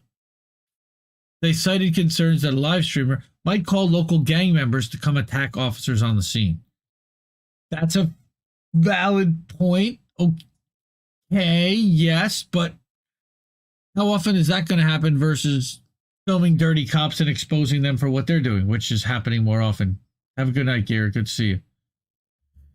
The purpose of live streaming a stop is to hold everyone at the scene accountable, he said during a rebuttal. He explained that Sharp's interest when it comes to live streaming is both fear and actually deterring wrongdoing by the officers. Yes, they're supposed to be afraid to do something wrong because they're on camera. And usually they turn off their body camera, they somehow aren't working. It helps to allay that anxiety that individuals feel when they are at a traffic stop with police officers and they don't know what those officers are going to do. There are people who fear the police. It's just an unfortunate fact. The judges did not indicate when a decision will be made. So hopefully never, I'm sure is what the judges are hoping. That's what I got. That was 90 minutes of stories. We can clip those up. That wasn't too bad. That was our vegetables for the week. That's all our websites. Independentleft.shop. We do have Bongfather merch. You can get slippers, you can get hats, you can get t-shirts, you can get all kinds of cool stuff there. I got to add some more stuff to it. I got to add some of these new logos too. People said they would buy it. There's also INN merch, which you can get at indienews.network. Somewhere. Is that on there somewhere? indienews.network? I guess it's not. Oh, that's weird. I got the INN member in the middle. So check out, there's the link, indienews.network. Somewhere. It's coming up soon. Indieleft.com, indieleft.news.media is where all the link trees are. Indiemedia.today is our Substack. Okay, and then you have the longernames.shop and indiemediatoday.com. Also, we do own indiemediatoday.com. We did buy it.com. And by the way, everybody go check out Tara Reid Podcast, READE podcast.com. That's a new link to her link tree. Direct link there. And it's a whole lot easier than going to linktr.ee, blah, blah, blah, blah, blah, blah. Just go to tarareidpodcast.com. Whole lot easier. So, oh, that's awesome. Axel, that's great. Great to hear about you guys who do Dissidents. Thank you so much. I really appreciate that. Those guys are great also. Keaton and Russ are good dudes. Liking their show. Somebody calls them the new Vanguard, but I would say that they'd be insulted by that, and I would say that they're substantially better, but they take a similar track. They're crapping on TYT. I like their content, and Keaton's fun, and I've been talking with these guys, and Keaton's going to come on INN News the day after Election Day with Reef and Collins, so that's going to be a lot of fun. Okay, so, holy moly, look at Reef. Reef's got a whole thing going on over here. You realize that you're about to do boats, and you got to turn all those off, right? I don't need to turn all of them off. Oh, right. You're just going to be down in the corner, right? Down on the corner. Yep. Out in the street. Axel Ed. Yes, we got Axel Ed. We got everybody's in here. 22 watching live. Plus, we got people on the Rockfin. We are live on 2 different Rumble channels. We're live on 2 different Odyssey channels. We're live on Telegram. We're live on Substack. We're live on IndieLeft.news. You can actually go and we are live streaming, self-hosted. Screw the algorithms. Screw all the other platforms. Go right to our website and you can watch us live right there. And you can watch Reef do boats. And by the way, this is the only place on the live streams you can watch boats. We don't clip boats. You can go back and watch the live stream replays, but you have to watch the live streams in order to get boats. So you guys are here. Let's get to it. Yep. And I watch mindless shit. Boats that smash into other boats. It's the Reef Show. What up? It's the Reef Show. Yay. Yay. It's spoopy time. Is Spoopy in the Spoopy? Is Spoopy in chat? Is she here? She's Spooky. You better be. I might need to move little Dancy boy down. Hold on. Oh, no, that's just the smoke. I'm going to turn the chat off. I'm going to turn the chat off. There we go. Oh, it's boopies. Somehow you had the top cut off too. Look at you. Terrible crops. No, Terrible it was crops. actually You know what a good excellent crop is, crops though? because nobody, it's crop and crop. Rick. What? Solus. Oh, well. Sure. What? It is Gayville. Yes. Sorry, JB. Yeah, I'm glad people picked up on that. Why does JB? It's not like JB lives there. Well, no, but he's responsible. I hold him personally responsible. Sure. Shout out to JB, my brother. Love you. Love you, JB. What else we got? We got. I don't know. We got this nice. boy. Look at Hi, the Bunny. boy. Hi, Bunny. Hi, Bunny. This like should be for Easter. So this guy's Halloween costume was Holy Smokes, right? Like Holy Smokes.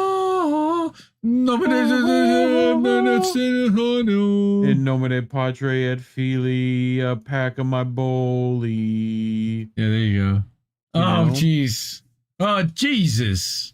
It's an umbrella in case it gets rainy. Oh, hello. Wait, that's don't know who that was. That's not part of the Hellraiser? Jesus.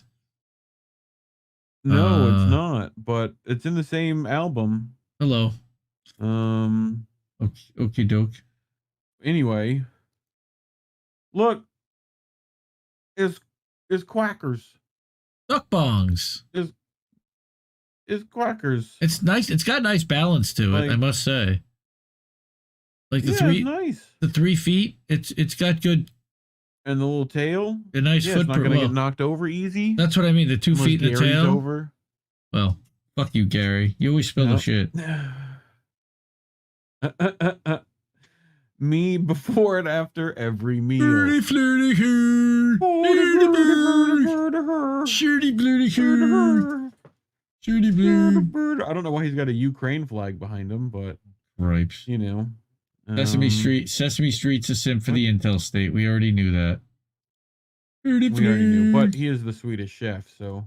Yes, exactly. Those edibles weren't shit. 20 minutes later, Blasting my face off. Like, wow. Is that what Joe Biden is planning for next week for all of us? Probably. This is the classic Ark of the Covenant. Nice. The little wax guy. He's made of wax, and then you hit it with a heat gun. Nice. Okay. And then you speed up the footage. Mm-hmm. The Swedish spliff. Nice, Ed. So. E. Heller. Flirty flirg. Shooty girl. What? Is that a jack-o'-lantern tree? You're walking through the forest and you that's see a weed. this. Yeah, wow. That's awesome. Dude, Isn't it, somebody had way too much time on their hands. Yep. Because that is not a natural carving right there. Sticks. Woo! Nice. Kitty. Oh. Kitty! Sorry, I was slipping on that one. Kitty. Wow, those are really... Kitty, you got into my stash again. That is creepy eyes. Those pupils are dilated as shit, yeah. Hey, from you creepy eyes. Pizza deliveries here. Play. Is he gonna blow that bong in the guy's face? Come on, I have no sound. You know sound. Nice. That was a fat bitch. Oh, that must be good.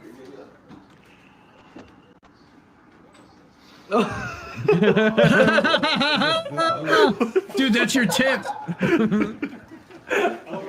Right?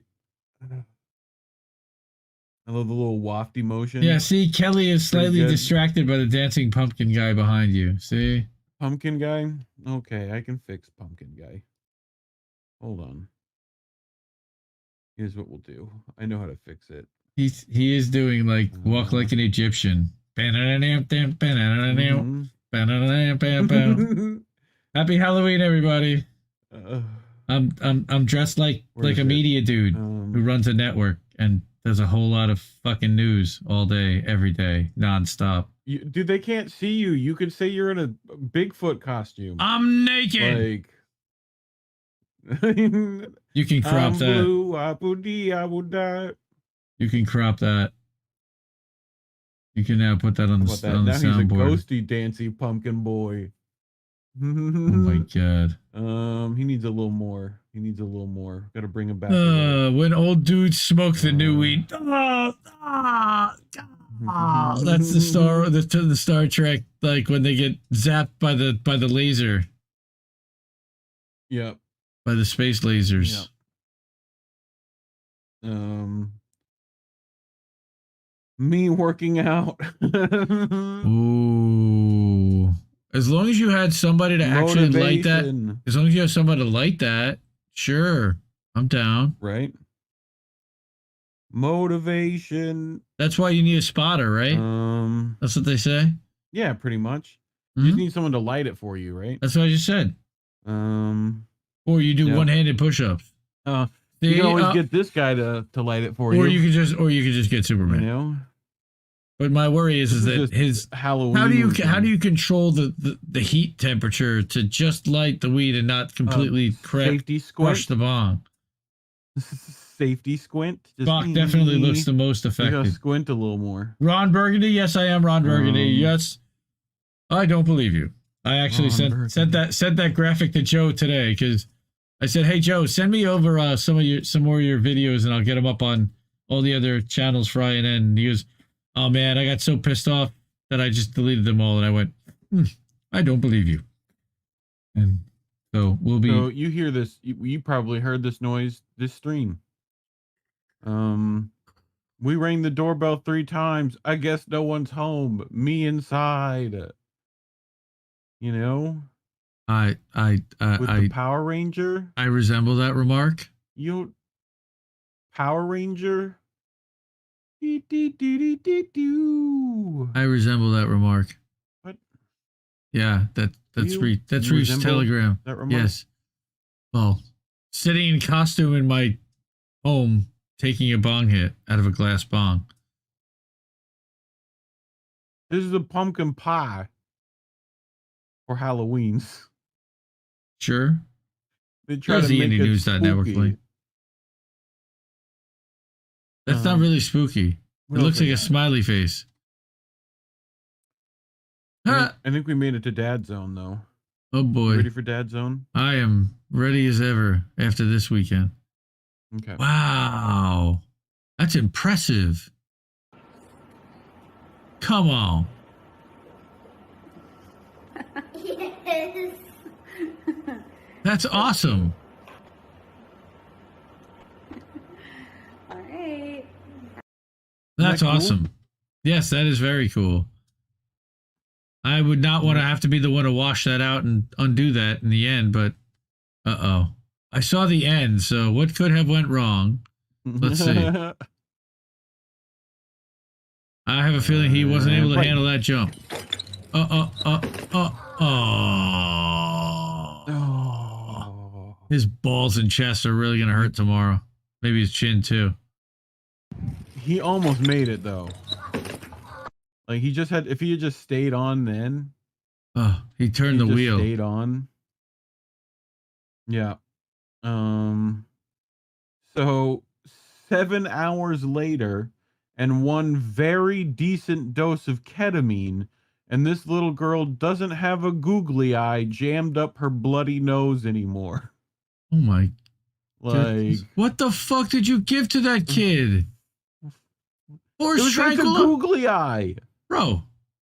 It's a googly eye. You gave the kid special K. You put a kid in the K hole. Yes, it's a... yes. Yep. They use it on cats too, I think. Was that? Yeah, it's a tranquilizer. Oh my god, that's awesome. They fucking win. They win. Oh, sexy chocolate. Oh my god.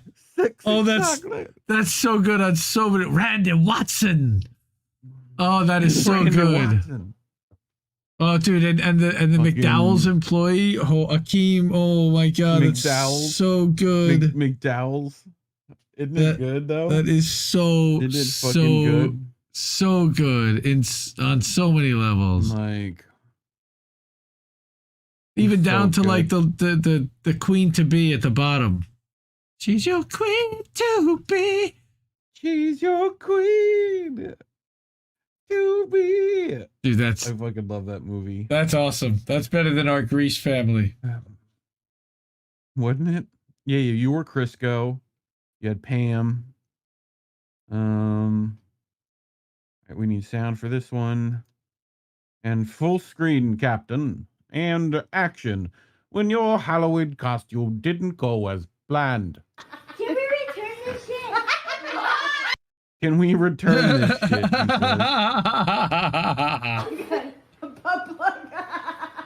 Can we return this shit? What the? Oh, it's a It's Pikachu. shaped like a dick, Grandma. Oh my god, it's a Pokemon, That's right? what he just said.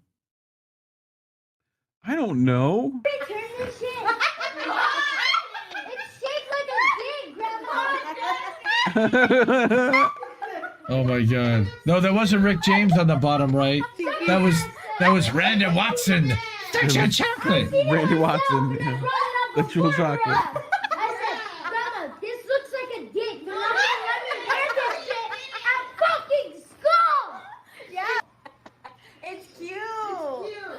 It's cute. It's cute, but it's shaped like a dick. Garrett, just tell Marcus you were hanging out over there. Yeah, she'll understand. To you guys, huh?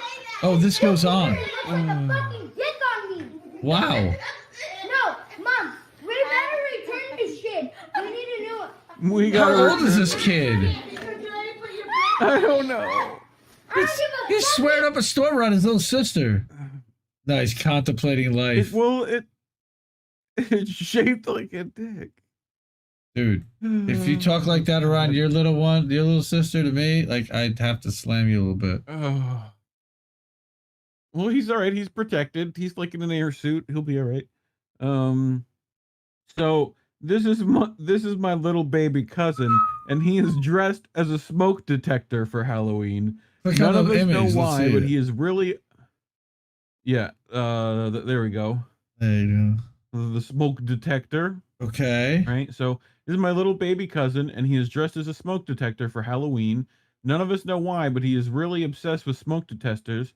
That's all he's asked for in the way of presents these past 2 years. What? He calls them smoke ejectors. No, smoke ejectors. Smoke ejectors. Smoke ejectors. Oh my god. Yep. And he has a scrapbook of everyone in the family posing with their smoke detectors. Oh yeah, that's a special child right there. Isn't it? That's a kid with a dream. And who are we to deny him that Smoke dream? detectors. Yep. Baby. He'll just become a fireman one day. Shark doo doo doo doo doo. Baby shark doo doo doo doo. It's Jaws, dude. It's straight up the ending of Jaws. Oh, I know what it is. We're gonna need a bigger boat. Is that baby crying? That baby's crying. Oh, that baby is Or definitely sleeping. crying. No, that baby's definitely crying. One of the two. You get used to it after a while. Wait. Uh-oh.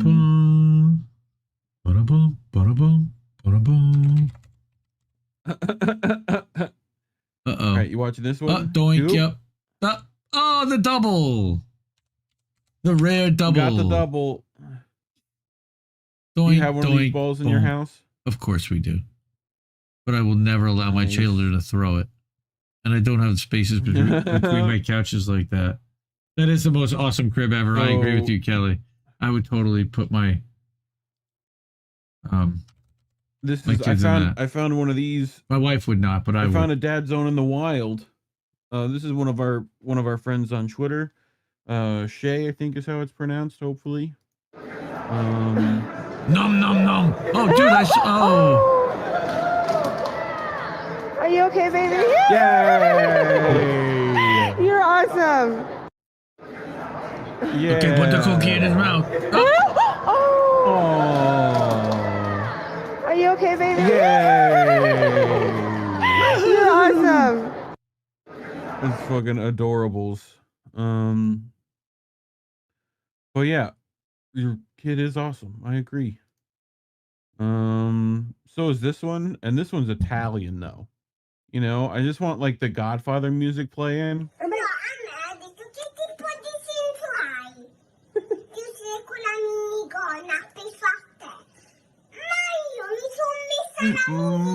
You're covering it up. Move back up. Am I? There you go. There we go.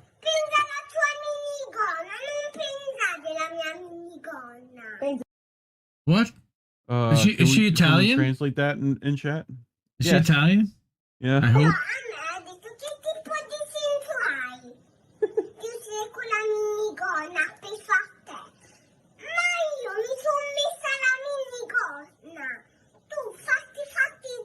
Brava. Oh.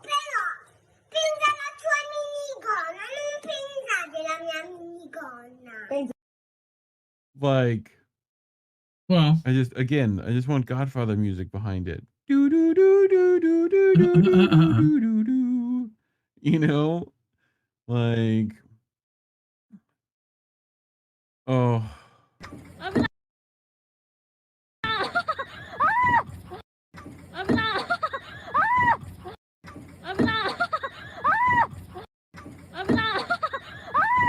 What? That's a kid screaming. Ow. Well, glad it's not my kid. Yeah, I'm a dick. Sorry. This is a pretty good one.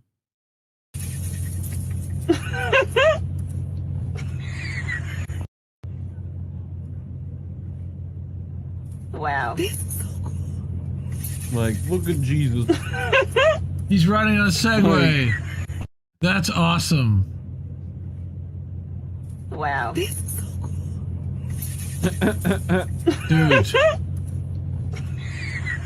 That looks like Todd. That's pretty Is that good. Be the Change? Right? No. Shout out to Be the Change. That's our brother over INN. Follow at Be the Change YT on Twitter. He's over username 1492 over on Instagram, believe it or not. Weirdly enough. Anyone notice all the Kit Cabellos in here? What? Gators. We got them fat gators. Oh, Boudreaux gonna find them gators. Nice, dude. Like, that's called balls. The stork, or what is that? Riding on the back. Damn. Yep. Good on you. Just hitting his little surfing bird. All right, you gotta watch this one. You ready? And action. Oh, and yeah. Like, he's just is the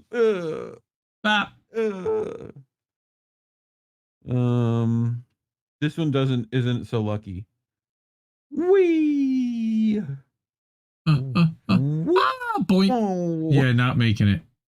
I love when that happens. Just flat. This one's good. Is the puppers. Did you find a ball? Did you find a ball? Yes, you did.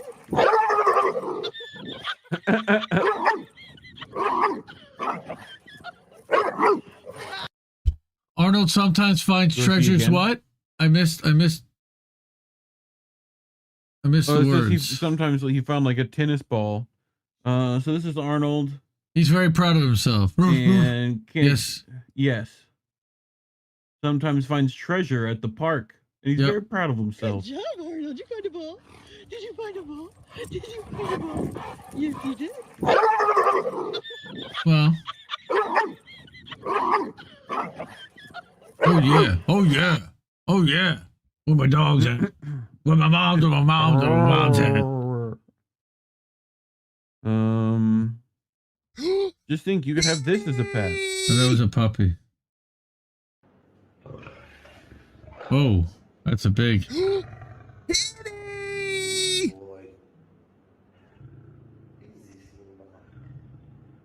That tiger went tiger. Why? Why? You're not even Mike Tyson. You know? Yep. Oh my God. Oh my God. He sneezed. What is wrong with you? Like, watch this one. This one's good. This one needs that like do do do do do do do. Oh, back flop. That like the reverse of a belly flop? Like do do do do do do do do do. Nice. Um, I'm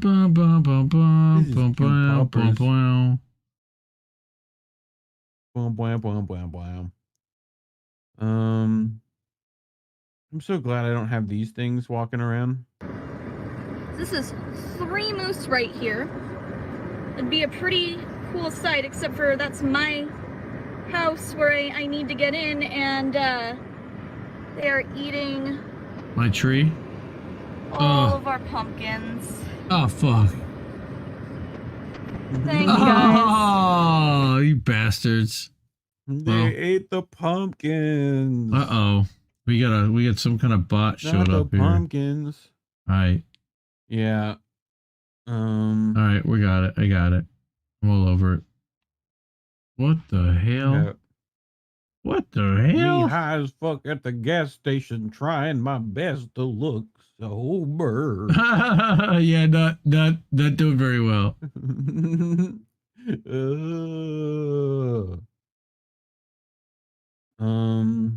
Look at the little turtle boy. Look at the little turtle boy. Wow, that's incredibly high resolution. Wow, that dude needs to clip his nails. I know, right? Yeah, he does. I wasn't talking about the turtle. He's a little snapping turtle. I was talking about the dude holding him, but yeah. Whoop. Whoop. A little turtle boy. What else I got? Oh no. Oh what? God. What? Oh. What the hell did it eat? I don't know. I don't know. It's like a scene from The Shining. Do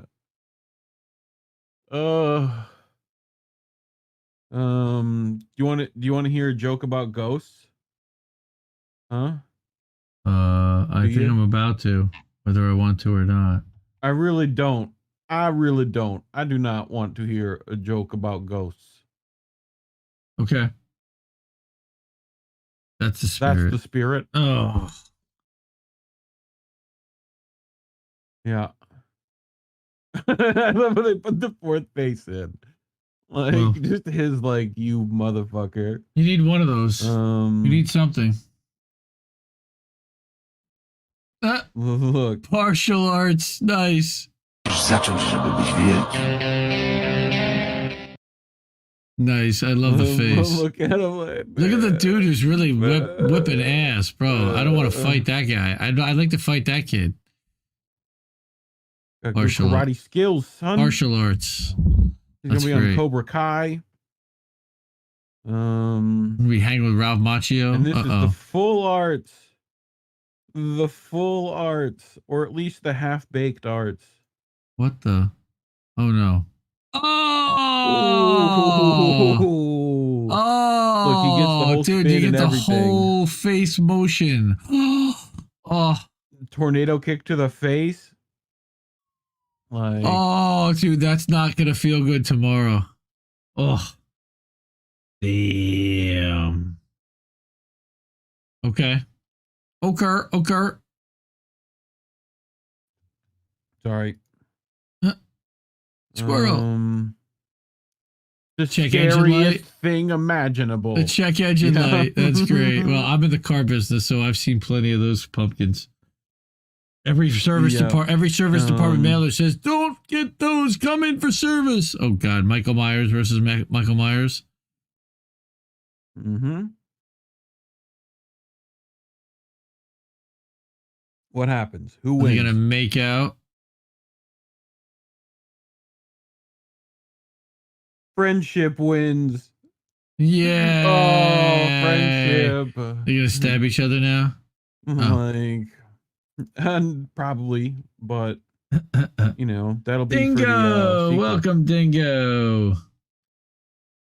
What would you do if you're taking your kids out for trick or treat and you see this? What do you do?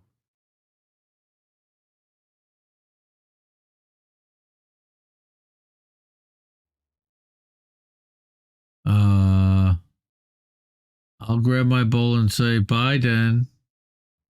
Huh? I don't get it. But okay. I get it. Bye, Dan. Yeah. Yo, trump or treat to get candy. How about no? Fuck your candy. I got a bag full of candy. Suck my ass. Trump sucks.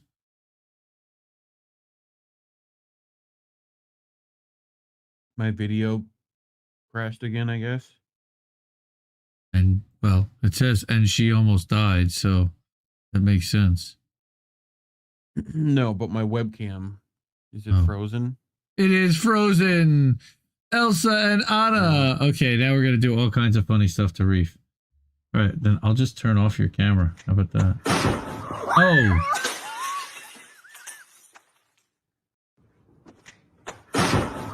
Ah.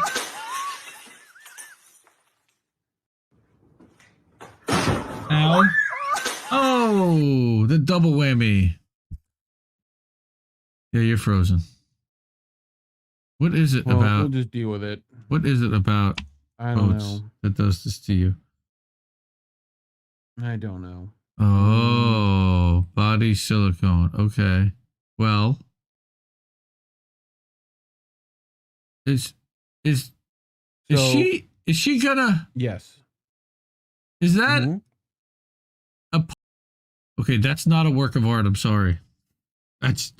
No, it is not. That's a child science project gone wrong. It's an R. What the fuck? That sure. Nice. This is the next level.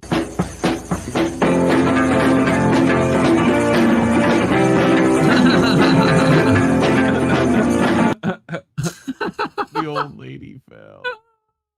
She really fell. Oh shit. Straight up. I didn't even notice that the actual lady fell. Ah. That's great. More Michael Myers and Jason Voorhees. dude, that's great. Come on, who did that motion? That's awesome.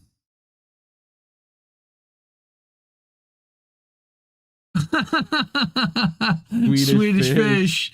Nice. Nice. Dude, that's talent. Happy Halloweens. That takes talent. This is also some kind Oh no. Oh no, no, no, no, no, no. Ow. Oh. Oh. Ow. Ow. Oh. Yow. He'll be all right. This guy, though.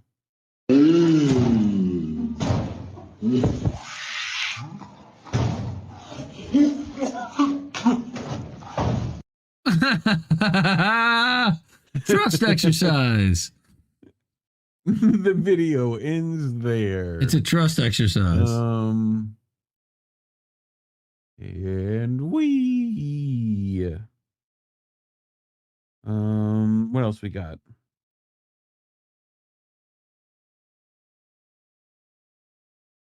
I feel like a lot of men don't really understand the fact that when women say a guy is hot, they don't mean he's not ugly. Like, to women, ugly and hot are not opposites. They're not mutually exclusive. You know? Okay. Like, hot is like the conclusion, like the overall conclusion you reach about like if you're into a guy. And like ugly to handsome is just one axis. Right? Then you have boring looking to interesting looking. And then in like the third dimension, you have like his like personality and like the context.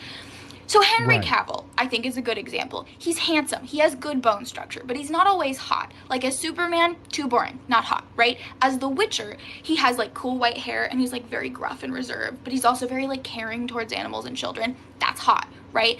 When he's like in person as himself, talking about his interests very animatedly. He's like, I love D&D. I built my own PC. Like, here's how I did it. Like, I might as well be pregnant at that point. And men don't get why, you know? Oh, I'm getting dumber by the moment. Are you? Kinda. Okay. That was multi-layered, but I don't know exactly how deep that third layer went. What? See, all the ladies are going to be like, no, it made perfect sense. And all the dudes are going to be like, huh? Well, you know?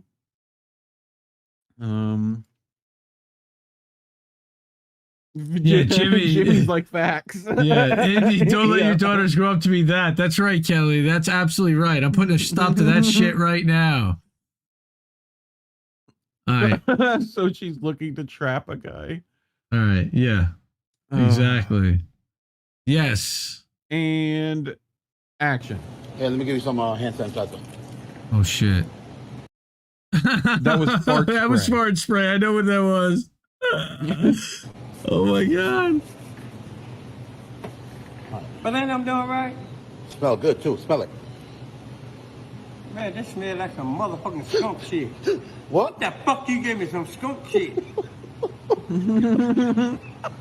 What the fuck you did to me, motherfucker? Oh, dude. What you doing now with your... This motherfucker gave me some skunk shit. That's the best part. Dude, then he put it in the guy's face? Yeah, he's like, smell it. Like, that's dude's first fucking, first fucking idea. Oh, I gotta have him smell it. You know?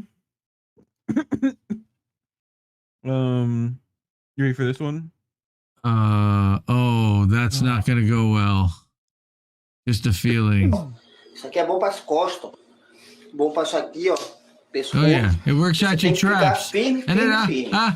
ow! Oh! Isso aqui é bom para as costas. Oh! Bom para isso aqui, ó. Pescoço. Snap the rubber Você tem band que ficar on your firme, throat. firme. Full throttle. I think he went full throttle. I just made Reef piss his pants, everybody. His camera's off, but I think Reef just pissed himself. Full throttle. Not really. I'm okay. Oh, okay. See, you're not on, so we don't know. What? Oh my.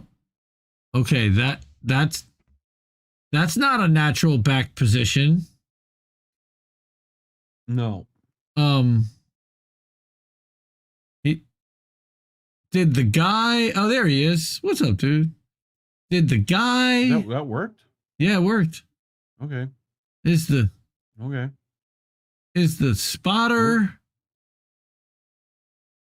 Did he lift a leg out of his shorts? Is that this is like super powerlifting stance, bro? You know, I don't know how powerful your back must be to get anywhere it's up. Arch. It's just super arch. So they do this like normal like powerlifters will straight up like get this crazy arch like this. What? And so like you kind of like look at the angle of the lift, right?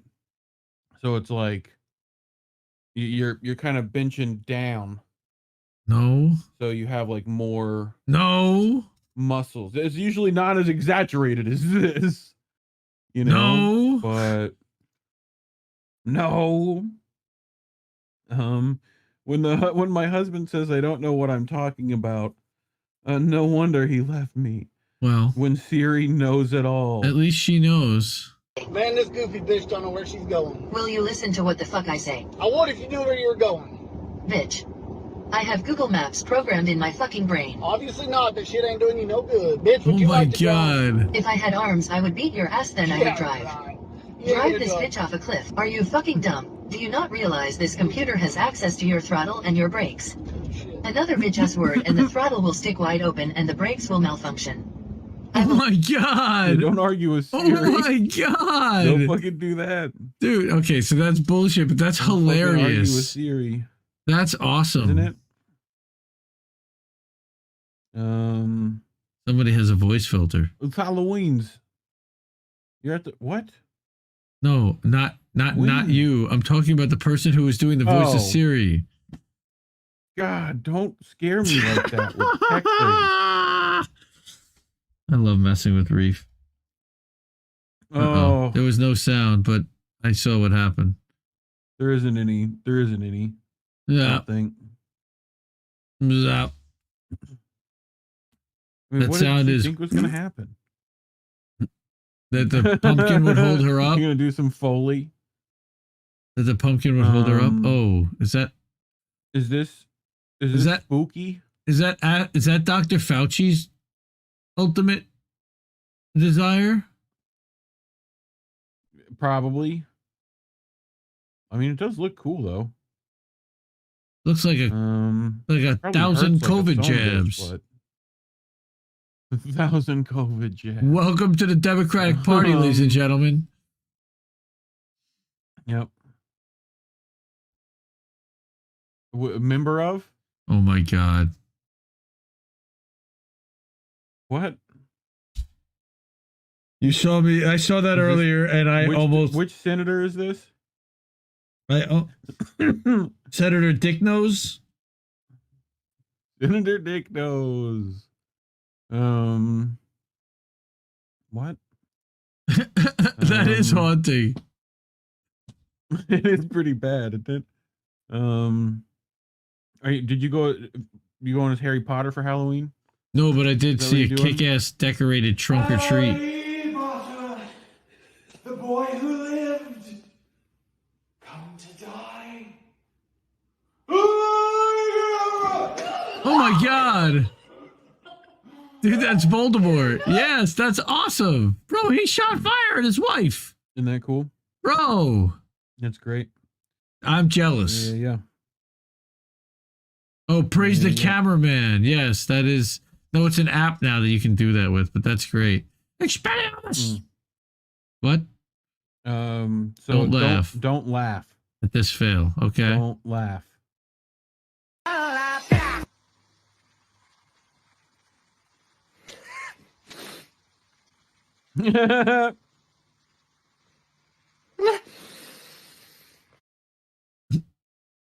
He tried real hard. Watching it again. Watch the monk. Yes. Eyes on the monk.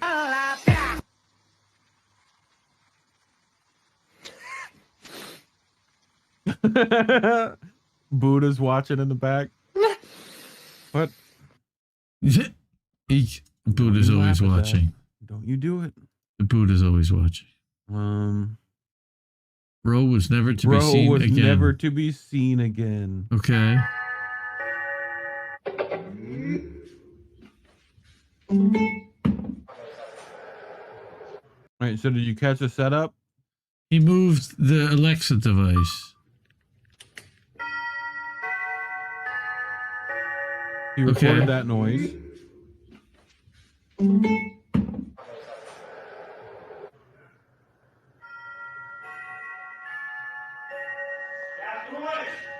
Не, я болею.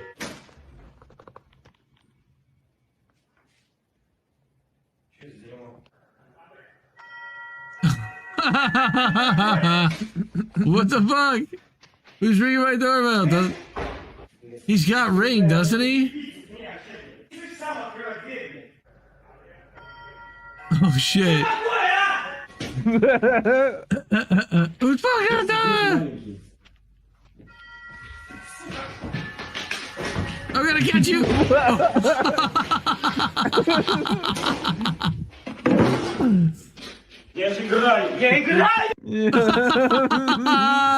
Pause the camera right there. I love it. You know, right?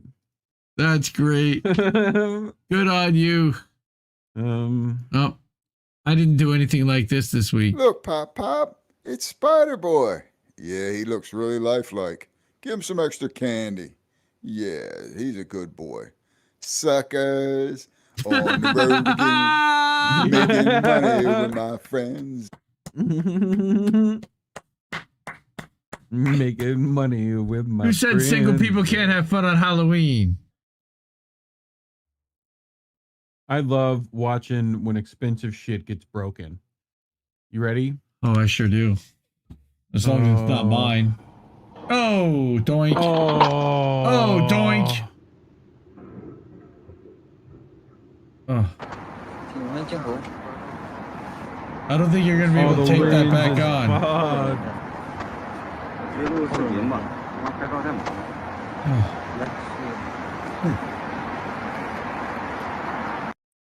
Oh, dude. Wow. $400,000 repair. Oh, 40,000. Something like that. Yeah, numbers, Wang. Oh boy. Run and start. You can't quit now. Can't quit now. There you go. There you go. Oh, down goes Fraser. Down goes Fraser. Oh. That's what that guy said. Down goes Fraser. Down goes Fraser. Down goes Fraser. It's 2 a.m. in Louisville.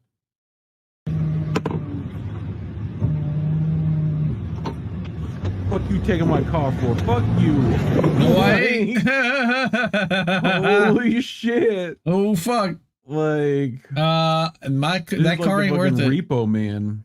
Yes, it was. That's what the Repo Man do.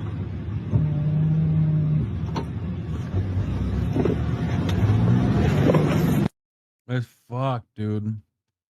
Yep. Welcome to the world of automotive finance. Yep. Got a couple more, there was folks. an attempt to stop people from stealing. Wow.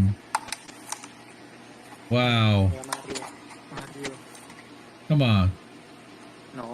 Come on. Oh, I love it. Mirala. Look at that. Look at that. If you just let him have the fucking soda, you wouldn't have lost all that soda. Mm-hmm. Nice. Good for you. Using a Coke bottle to get the Pepsi out. Even better. Classy. I know, right? Isn't that Classy. funny? Another fuck you to Pepsi. That's right. I know how we like to end things here. You know what we end things on here. Yeah. I see I cut you off. Time for bangs. Uh-oh. Run! Boom! Damn! Uh-oh. Uh-oh. Uh-oh. Bat. Did that just like implant itself in the ground? Mm-hmm. Nice. No, just like stuck the landing, I think. It sure did. That was good. Yes, Warren, that does hurt to see the camera. Okay.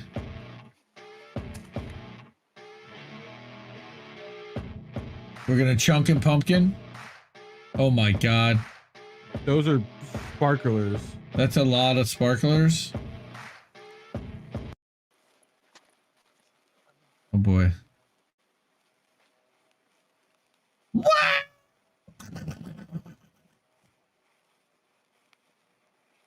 This should be interesting. My kids love these things. Oh, that pumpkin gonna go pumpkin. That pumpkin's gonna melt his face off. Holy shit. Oh, that's good. Do it around a lot of hay and a lot of flammable leaves in the middle of dry winter. In the middle of dry fall season. Now it looks cool. Oh, dude, look at that flaming eye shooting out the front.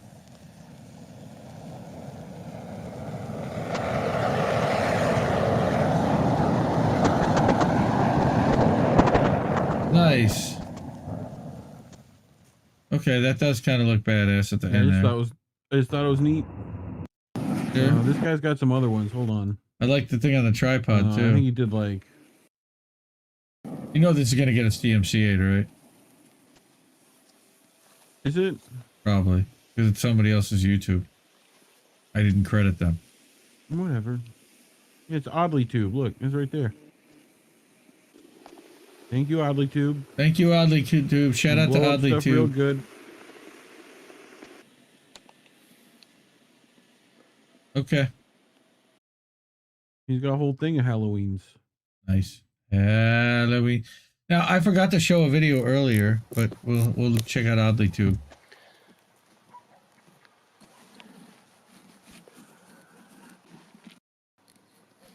We covered the pumpkin. Okay.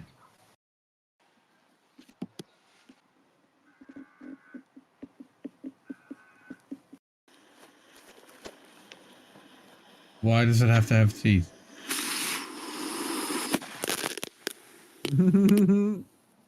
Because it looks like a meth addict.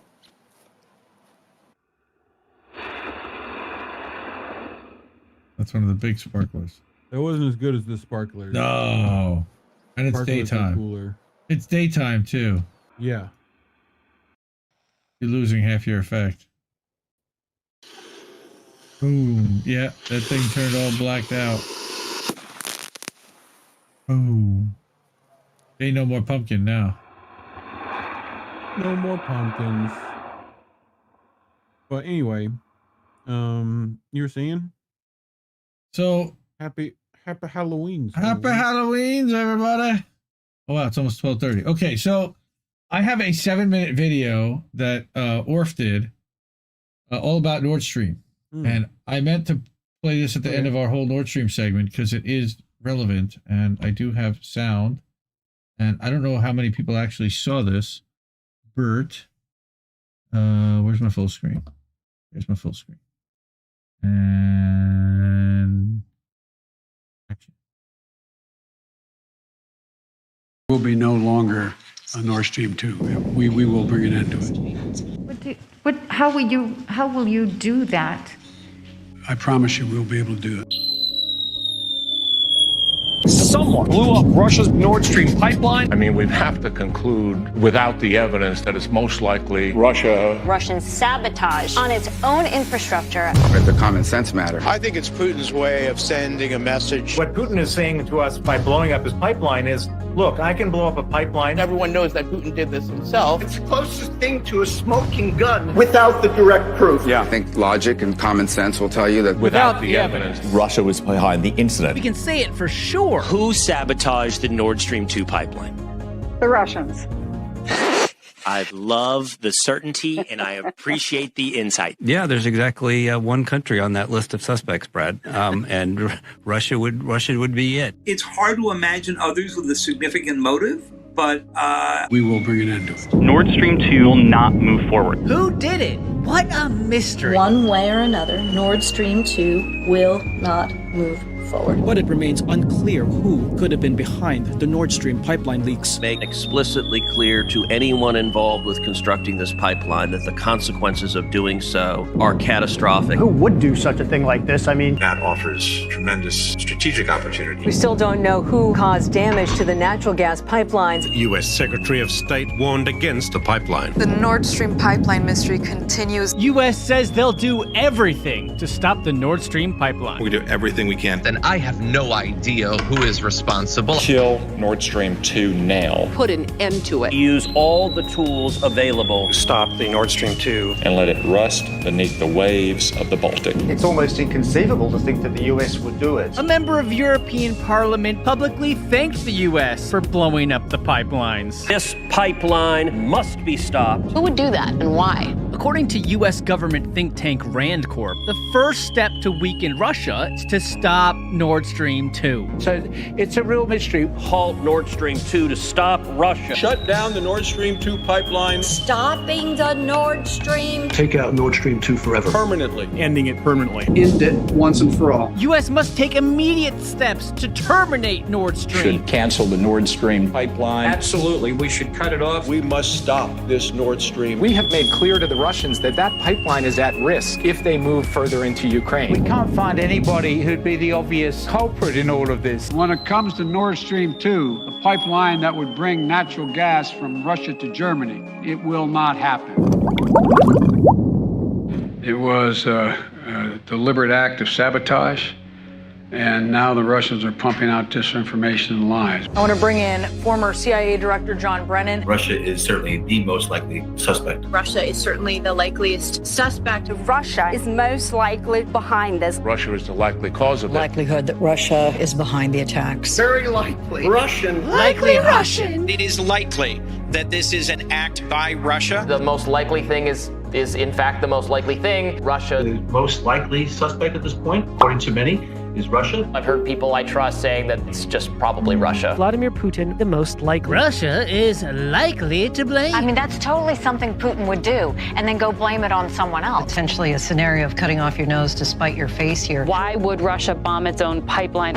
It doesn't seem to make sense if you're thinking in a rational actor scenario, but experts agree that Russia is the key suspect. Experts say Russia. Experts point the finger at Russia. Experts pointing their finger at Russia. European leaders are pointing the finger at Russia. And all fingers pointing at Vladimir Putin. Pointing the finger at Moscow. Pointing the finger at The Russia. Occam's razor points to Russia. Most logical points to Russia. German lawmakers point the finger at Russia. Spain points the finger at Russia. All signs point to Russia. Signs point to Russia, and Russia. Still kind of seems to me like Occam's razor does still point to Russia's involvement. Russia is a prime suspect. Putin, the prime suspect. This is a not so subtle message from the Russians. Russian sabotage. Russian sabotage. What's happening here is Russian sabotage. Sabotage by the Russians. Sabotage by the Russians. More stable rattle, more intimidation from the Russians. Certainly is. While NATO does not call out Russia by name for being behind the attack. Looks like it could have had Russia behind it. Looks like it was a Russian attack. The attack is right out of Putin's playbook. Putin's playbook. Putin's playbook. Sabotage sounds very part of his playbook. It's essentially owned by the Russians and a Russian company. It'd be hard to protect against self-sabotage. the assessment is Russia was behind it. The destruction of the Nord Stream pipeline, I would bet, was a U.S. action. What evidence do you have of that? Well, first of all, there's direct radar evidence. Right, Jeff, we got to stop there. They have to leave it there.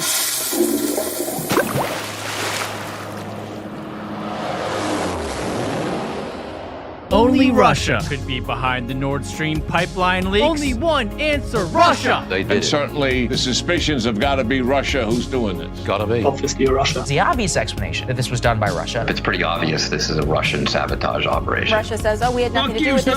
It was probably Russia that blew up the Nord Stream 2 pipeline. Oh, I think it did. I'm 99% certain of it. Everything that I'm reading and sensing is that Russia did it. Russian or Russian forces. So Russia has done what it frequently does when it is responsible for something, which is make accusations that it was really someone else who did it.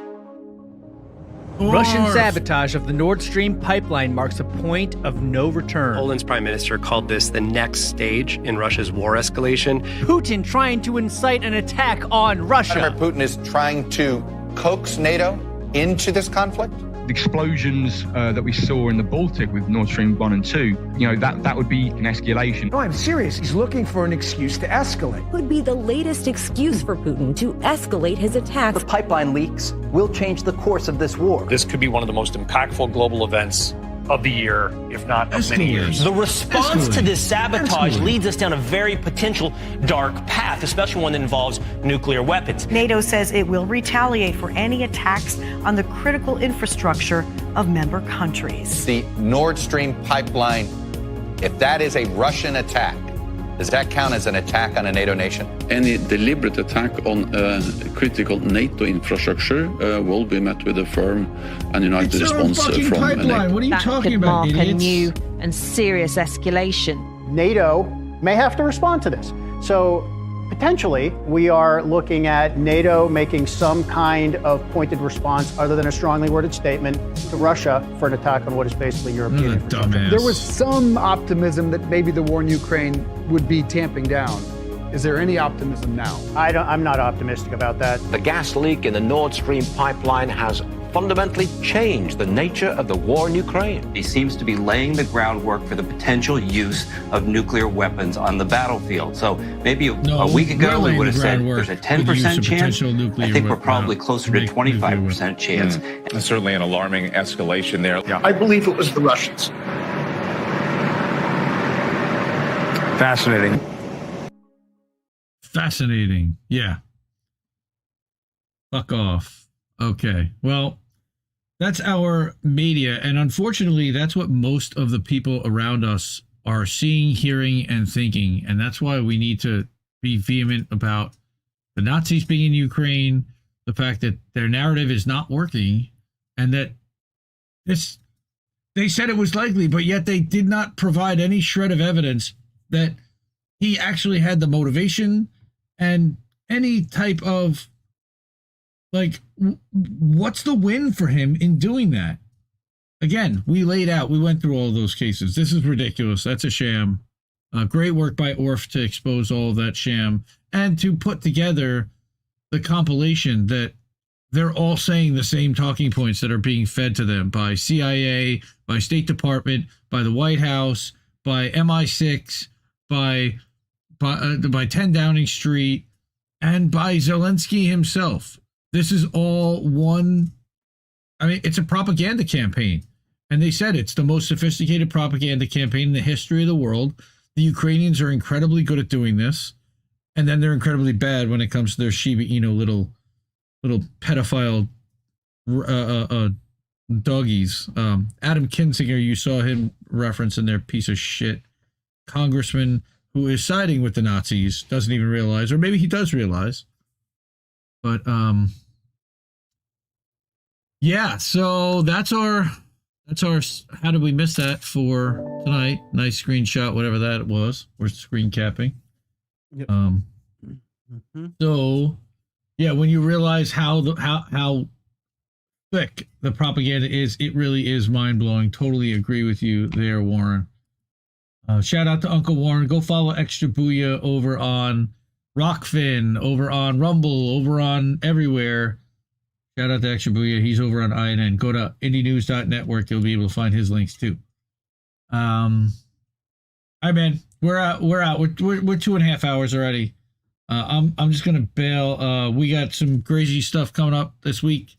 Follow indienews.network. Go to YouTube channel, rockfin.com/INN. You'll see the clips this week put out. Thanks to Fanto for getting us those. Shout out to, again, Bigmadcrab for all the thumbnails that we put out tonight. And again, for this kick-ass outro song that we're going to do. So before that, I'm going to say keep questioning everybody's motivations, and have a good night, everybody. Where are you? Good night. What? Oh, yeah, there's a... Keep listening to what little birds have to tell you. Good night, friends. I think I liked it better being blind, when I couldn't read between the lines, and when I couldn't see the cracks in the structure that lay bare before me the whole time. I think I liked it better back when I suspended disbelief and swallowed pride. I thought I knew the difference in the red from the blue, but they both bleed us so dry. They both bleed us so dry. My favorite songs don't hit the same way. I get to the end of a 4-minute track and I'm only looking back thinking, what did they actually say? So I try to